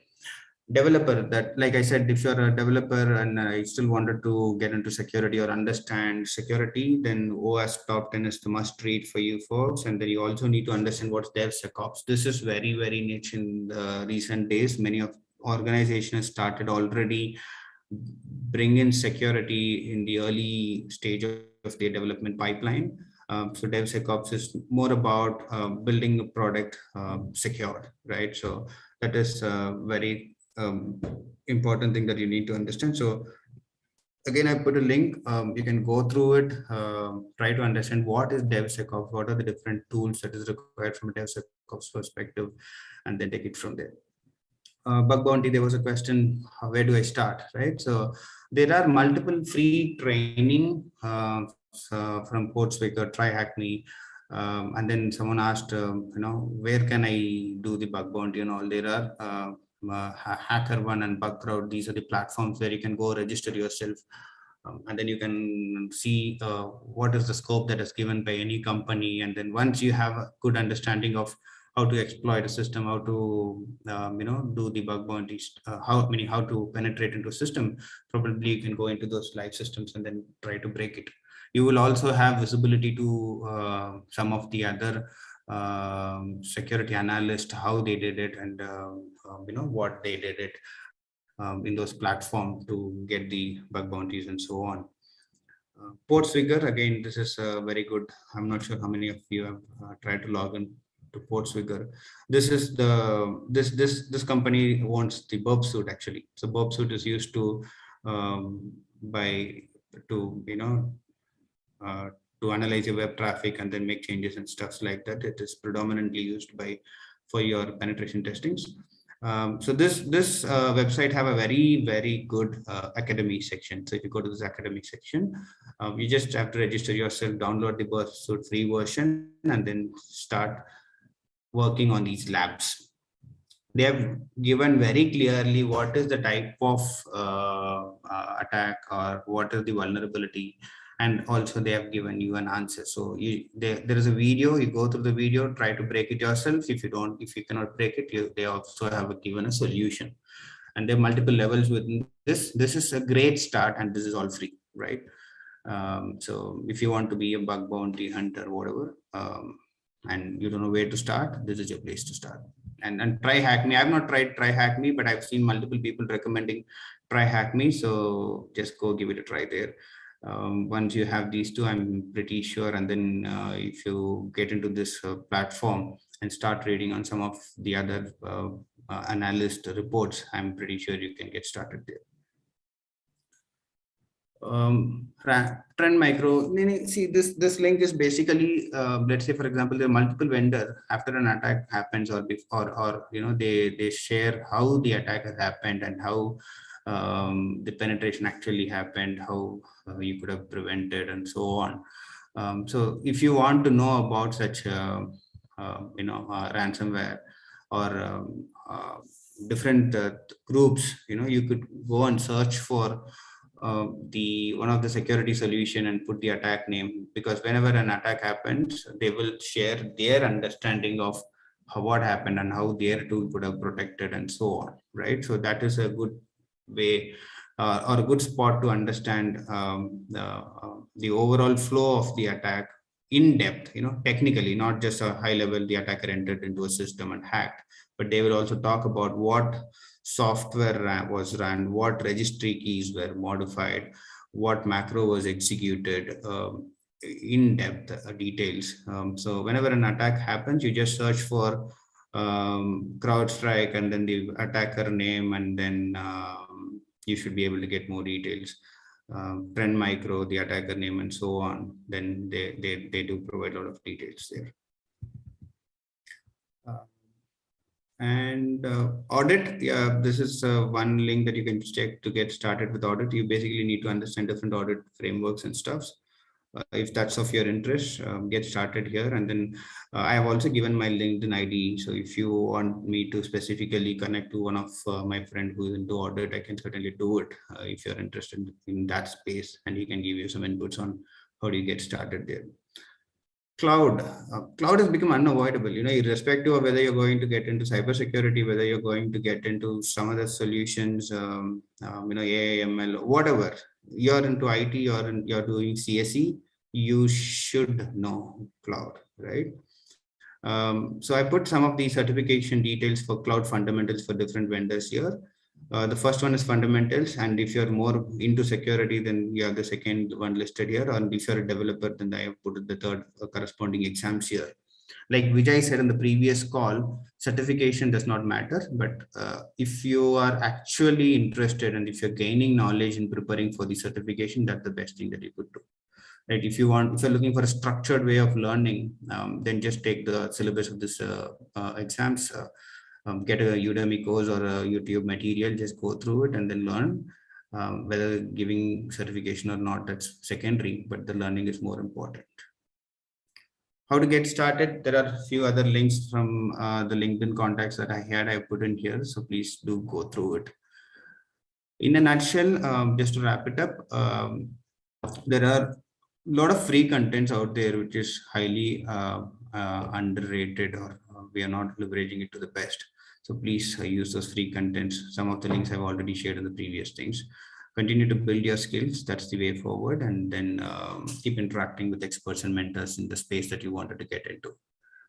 For security, the core skills are obviously OS basics. You should know, the OS internals and basics, and then you should know how the computer networks work.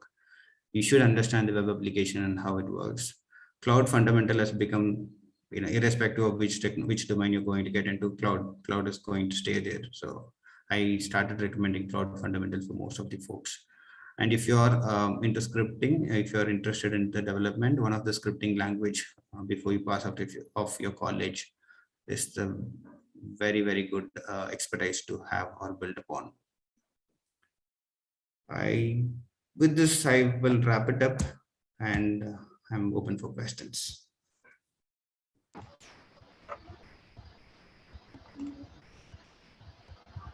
Thank you, sir, for the informative talk. Thank you for sharing your knowledge on cyber attacks and security functions.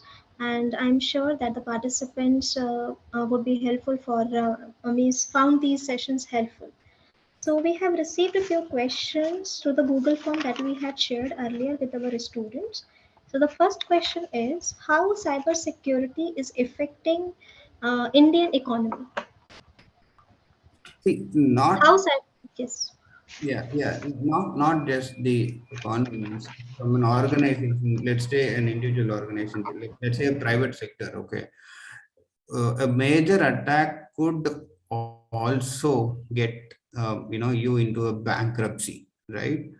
So such if one organization can have an impact of getting into a bankruptcy, so it depends on the type of attack or the impact of the attack that would have a major impact, right?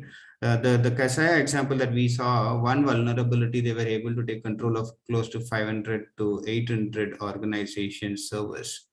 So it will have a major impact. It's all about being prepared for it. It's not that it will never happen and all. It would, it's all about how best we are trying to get ourselves prepared, build our expertise while the adversaries or hackers trying to build their expertise, right? It's like a war. You cannot stop it. You just have to keep fighting for it. Thank you, sir. The second question is, cyber attacks on public system may lead to the sabotage of public services and may be disastrous. So what safety measures can be taken? Every organization should have security as their top priority. I think the government has started to getting into that direction, but it shouldn't be a case like we think that, no, it's not for me. Right. So based on your service that you're providing and then the importance of data, the cybersecurity is for everyone. Today, we started receiving messages, that, your please click here and then share your OTP, or, please, your card has been expired and those stuffs, right? The awareness is very important. So it's not that cybersecurity is happened to a country, to a company in USA, or it happened only in the SpiceJet. It will not happen for us, So every company, every individual, be it private, public, and even from an individual perspective, we must be cyber aware, and then we will have to take precautions in a way to protect ourselves. Thank you, sir. That's all questions we have received. Thank you for accepting our invitations and giving us a valuable time. Thank you once again. Thank you for the opportunity. And Also thank Mr. Sandeep. I'm here. So I was listening to the session. It was very informative. Hope to work with you. And the students are expected to do some projects, internships and small projects as part of this cybersecurity specialization. Maybe we will contact you. You are also welcome to visit Triple IT Sri City when you find time for a detailed session on cybersecurity topics. I would be very happy to support them. I know it is, during colleges, they look out for inputs, right? So I would be very happy to support, and then they can reach out to me anytime on my LinkedIn or. We have your coordinates. Yeah. Sure. Thank you. Thank you so much. Thank you. Thank you. Thank you for the opportunity. Thank you, sir. So today we have our chairman, BOG Triple ITS, Mr. M. Balasubramaniam with us. Very good evening, sir. Thank you for joining us today. Sir, can you hear me? Yeah, good evening. Yeah, good evening. Am I audible? You, sir, for... Yes, sir. you're audible. Yes. Thank you, sir, for taking the time out of your busy schedule. So it's my honor and privilege to introduce our chairman, Mr. M. Balasubramaniam. M. Balasubramaniam has 2 decades of experience in the IT industry and worked with multiple MNC, including Citibank, Polaris, Dun, Bradsheet USA, and TransUnion USA. Mr. Balasubramaniam was a founder director of Hire One India, NYSE listed financial service company, and founding managing director of Blackboard USA, a world largest education technology company serving 120 million students covering 2,000 plus universities across 90 countries in the world. Managing the R&D center in India responsible for product development using exponential technology.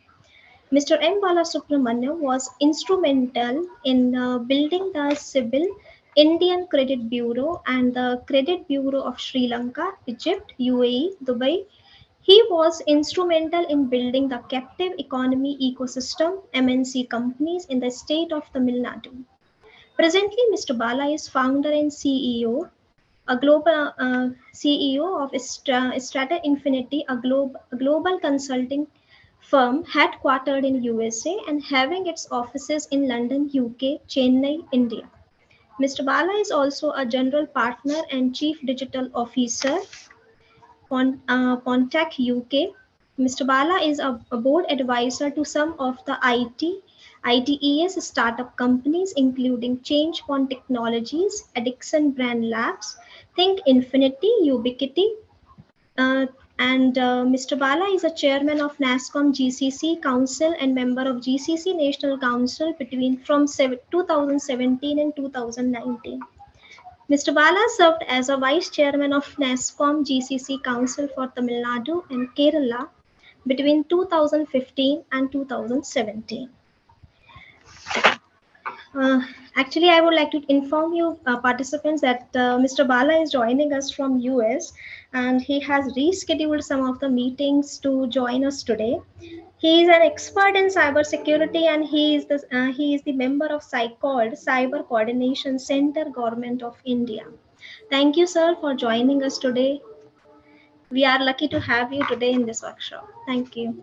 Now I request you, sir, to take over the session and say a few words to our participants. Thank you, Professor Dr. Neha. Very, very good evening, my dear student friends. Very, very happy to connect with you. I could not join you yesterday due to various health reasons, but I don't want to miss the opportunity of connecting with you. Whenever Professor Dr. Kannabiran speak about the college, about the faculty, about the students, I truly get excited because last couple of months, or well, maybe about last 2-3 months, I was not able to physically be present in the institute because of my travel and various reasons. But still, I just wanted to put my face to you so that you all at least remember me, that you have seen me somewhere else, and wish to continue my my relationship and friendship with you to share some of my perspectives. Thank you, Professor. You've been always a great professor and a great director I've ever seen, especially taking so much of efforts in building the ecosystem at IIIT Sri City. I always appreciate you for that. So friends, again, congratulations. I'm sure you all will be an aspiring top-notch cybersecurity specialist. The interesting part, I just wanted to share a couple of things. One is, as Professor Dr. Neha Harwal mentioned, I myself am, I wouldn't say cybersecurity expert, but I'm an security professional. Because my first decade of experience when I started my career with Citi and Dun & Bradstreet and TransUnion, right, security was like confidentiality, integrity, and availability. That was the security for all of us. In fact, when you say I'm a security professional, the focus was more on, if you're a tech side, you might have done a Cisco certification, probably CCNA or a CCNP or a CCSA. And then from the non-tech side, you'd have done an ISO 27001 LA or a 20000 LA, CBCP, CCSP, or probably, no, you might have ended up in doing a CISA or a CISM or a CRISC, right? I truly enjoyed, because in my first 10 years of career, almost I've done about 17, 18 certification in security. The first intention of doing that is not to be a security professional, because I think security should be in DNA of every employee. At least in those days, we used to say only the IT or a technology employee have to know security. But today, technology has become an horizontal, right? So being an information technology institution, each one of us must know security. It has to be in our life. It has to be in a DNA. In fact, security is going to be a white blood cell, right? It has to be a white blood cell in all of us. In fact, every organization, my dear friends, there were days where if you're going to go and share the approval with the senior management, in fact, I've embarrassed that. I've experienced that. When you wanted to go and ask for a certification, say that, hey, I'm going to implement an information security certification for organization, probably that would have been the last priority with the management in those days, maybe in 2000, late 2000s, or even early 2008, late 2000s. The things have totally changed, because somebody was asking question in the last session, what is the impact of digital, the economy, Indian economy for cybersecurity? Probably I would like to touch upon with a very simple answer. I don't want to say only what is the impact on Indian economy, but globally, the tech assets breaches, the security breaches, that impacts about 5 to 6 trillion economy, which is about 4 to 6% of the global GDP. Right now, you can understand how important or how critical the security is all about, right? So today you see the security transition of traditional security after the confidential integrity of data. It has totally started looking at the resiliency. We all have came across the situation of pandemic today, the last couple of years or so. You see how the security played a vital role during the pandemic phase, right? The total threat landscape evolves, and the cyber security team approach is totally changing. And in fact, the largest digital and the footprint cycle was seen evidenced during the pandemic times. And while we continue to enhance the security capabilities, I think that was a highlight for every single organization, especially the gig economy, what we call as the gig economy that runs with the online food or online ordering of anything for that matter. Almost 8 to 18 million gig economy employees are there at this point in time, and it is expected to increase 80 to 90 million over a period of next 3-4 years. So you understand, when 10 times of gig economy workers are going to increase, that means the infrastructure, the need, the security, everything is going to be into 10 times, nothing lesser than that, right? So that is the kind of cyber security professionals are needed. In fact, I also take one step ahead and look at a cyber security professional is an horizontal job, right? Today, you want to be a developer is part of security, is part of development. Today, you want to be a QA, security is part of development, QA, right? Today, you want to be a DevOps engineer, DevSecOps, right? So the security is part of a DevSecOps. So the thing is totally changing. In fact, 3-4 years back, I remember implementing the best practices, what Google and Microsoft and Apple was doing. My strong thought process is every developer should own their code. So what it means is, for me, I don't need to differentiate somebody, hey, you are a QA, or you are a DevOps engineer, or you are an operations guy. That is totally gone. Probably that's 2 decades. If still someone is going to say that I want to learn only Java or a Python or a PHP and so on and so forth, or if somebody is going to say I'm going to be only an automation engineer, or somebody is going to say I'm going to be only a security guy, I'm sorry, my dear friends, we are not going to exist in the industry for a while, right? After a period of time. So I think each one of us should think that you should own your code. What it means, you develop, you test, you ensure the security is imbibed in your development, in your testing, and even in your deployment, you should go and deploy, because when you deploy, when you test, you understand what is the mistake that you've done. When you develop, you understand what are the security aspects that you need to cover as a developer. And when you go ahead and deploy as a DevOps engineer, when you focus on SecOps, you understand what are the security threats and vulnerabilities. Because today, 2 years back in 2020, during the pandemic, I went through a ransomware attack for one of my companies. I know how painful it was. About 72 hours of time we involved, and finally we sorted out the issue with a lot of compromises. But that's what the global industry is undergoing, right? So as I said, coming back to this, every developer should own a code.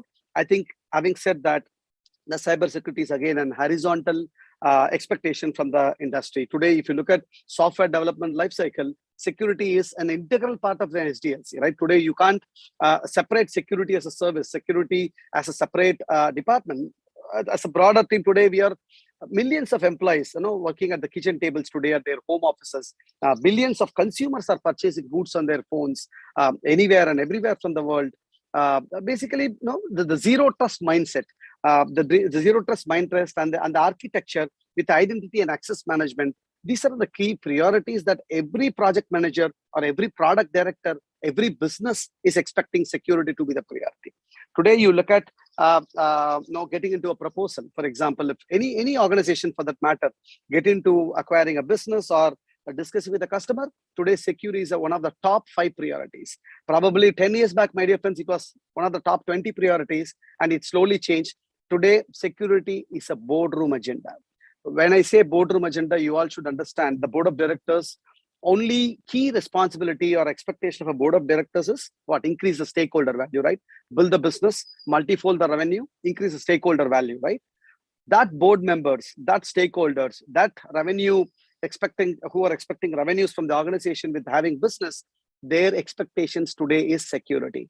Today, every board of director, every board meeting, be it in India or in the global industry, when we run through a quarterly board meeting, security, at least 3 to 4 slides of security has to be presented by the respective CEO or an MD, because because the kind of security implementation, the kind of physical security, logical security, personal security, the kind of breaches, the kind of data and privacy. Again, privacy is another important thing. Today, the privacy programs future the most incorporate privacy by design thinking, which is not just a philosophy, but a cultural mindset and an organizational shift. Basically, the privacy is becoming an organizational shift. Even in our government of India, you would have embraced the recent draft version of privacy laws is going to be there, right? So as I said, the security and privacy, it's not just a discipline where whether it is an multifaceted approach for every industry, every technology, or even a non-technology for that matter, right? That includes the privacy engineering, cybersecurity, technology, risk management, a lot of things. And I think last slide I joined last session, just last few minutes back, I was able to see our friend Sandeep, if I'm not wrong, have articulated some of the key roles in security, which I wanted to reiterate. Probably there are 8 very important demand for these roles. When I say the demand, it's not having said that you have to be an horizontal guy, you have to be part of complete technology, software development ecosystem. But these roles are going to be helpful for you the beginning phase of your career, right? So first 2, 3, 4 years, but probably about maybe 6 years or so, you need to focus in 1 or 2 or 3 of these roles, which will help you either to be an CISO or a CTO or a CPO, which I've actually embraced all these roles. One is the application development security, which I mentioned, the developers, very, very high demand. Of course, all these 8 roles are very, very high demanding roles. I know what is a X value of salary I used to pay when I hire an general developer versus somebody with a security background, right? It is minimum, it is 2 to 3 fold of X if I hire a security developer. Second one is the cloud security. And the third one is the incident response. Basically, this is basically the soft side of the security, basically network side, network assessment, incident, threat intelligence. That's one of the most hot roles that I am coming across, the threat intelligence, where today every government is undergoing, every be it state government or a union government or globally any country for that matter is undergoing severe security. So threat intelligence plays a major role to identify where these vulnerabilities are getting started, where these threats are starting. And IAM, which you would have identity and access management, data security, risk management, security compliance. So all these 8 roles, my dear friend, the last 3, 4 has been in the industry for about the last 2 decades. But the first 4 are really emerging. And in my view, if somebody have embraced these 2 or 3 of these roles over a period of 6, 8 years, take my word for granted, you will be a successful CISO, or you will be a successful CTO, or you'll be a successful CPO, right? You may wonder how this guy is sitting in US and giving so much of talk. I just wanted to share my experience. So I started my career with, as Professor Dr. Neha mentioned, with Citibank and Polaris and Dun & Bradstreet, which was a parent company for Cognizant and Satyam. So that was a time where I got an opportunity to start working on CIBIL, our country's credit bureau, right? So when I worked on a credit bureau, that's where the time where I started looking at doing all the security certification as a CISA, CSAM, CCISSP, CCSK and CCSP and so forth.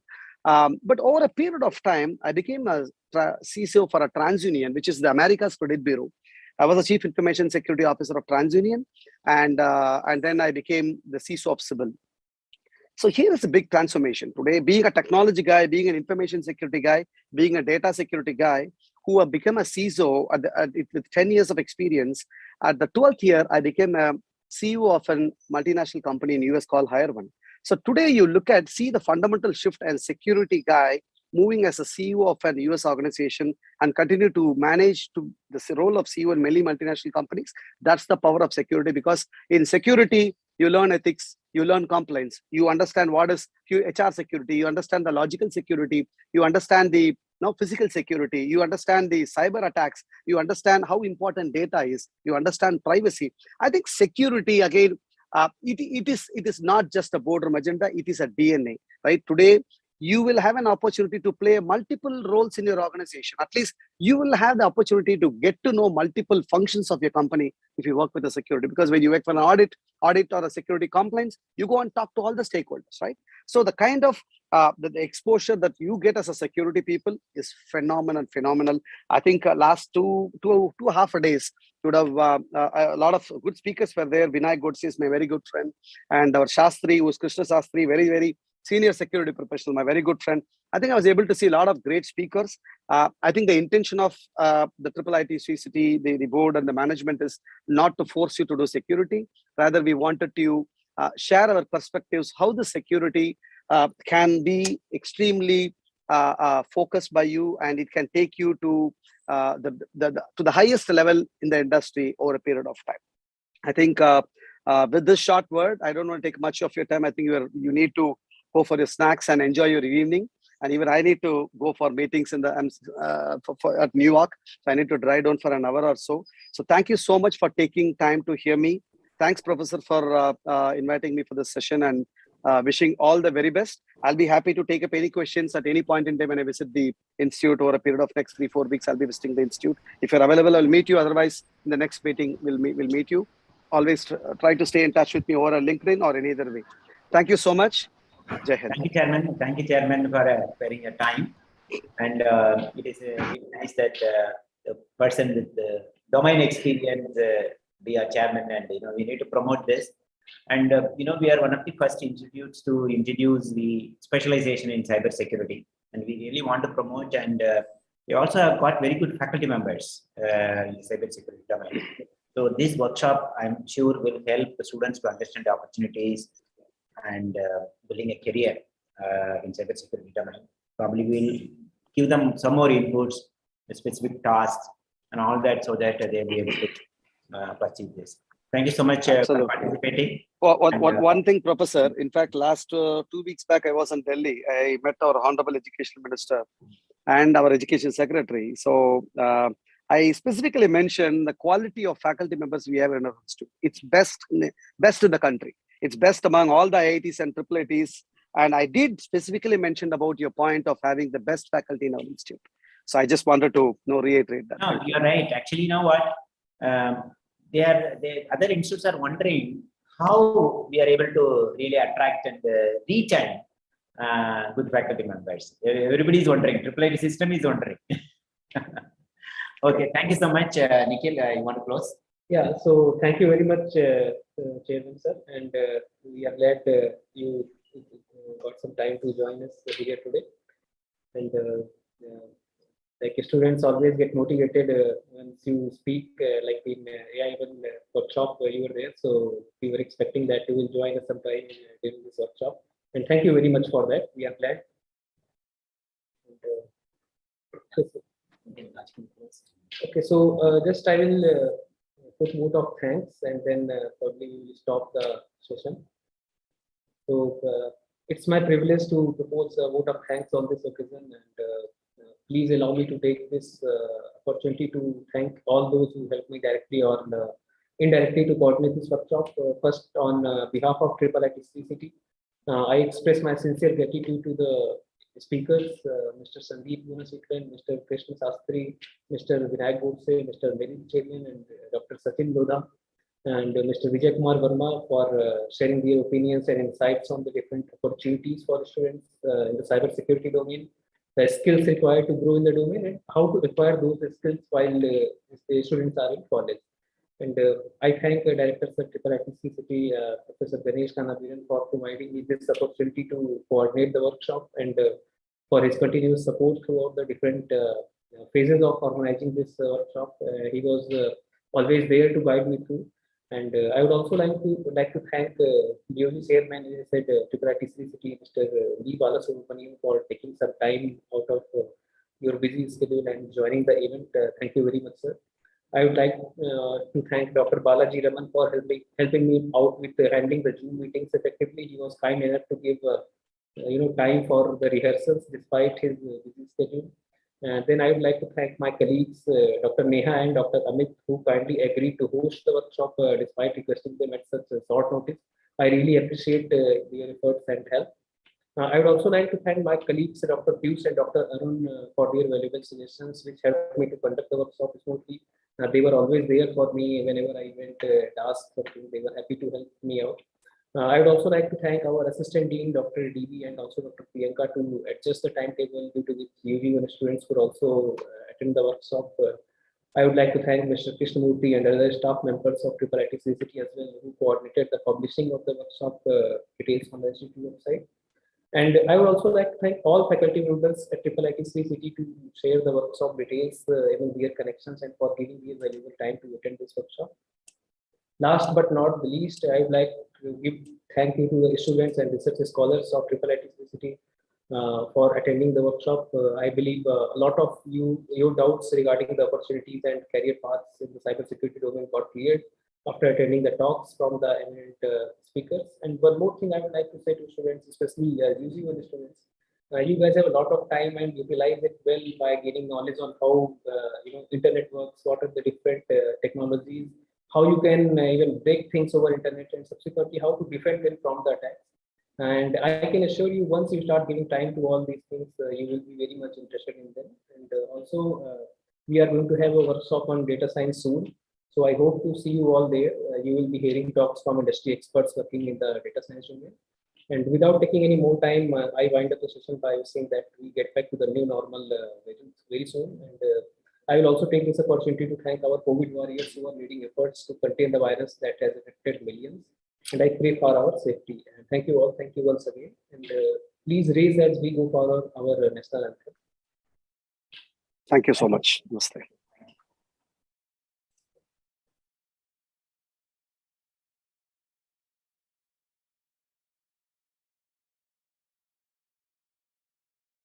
जनगण मन अधिनायक जय हे भारत भाग्य विधाता पंजाब सिंध गुजरात मराठा द्राविड उत्कल बंगा विंध्य हिमाचल यमुना गंगा उच्चल जलधि तरंगा तव शुभ नामे जागे तव शुभ आशीष मांगे गाहे तव जय गाथा जन गण मंगलदायक जय हे भारत भाग्य विधाता जय हे जय हे जय हे जय जय जय जय हे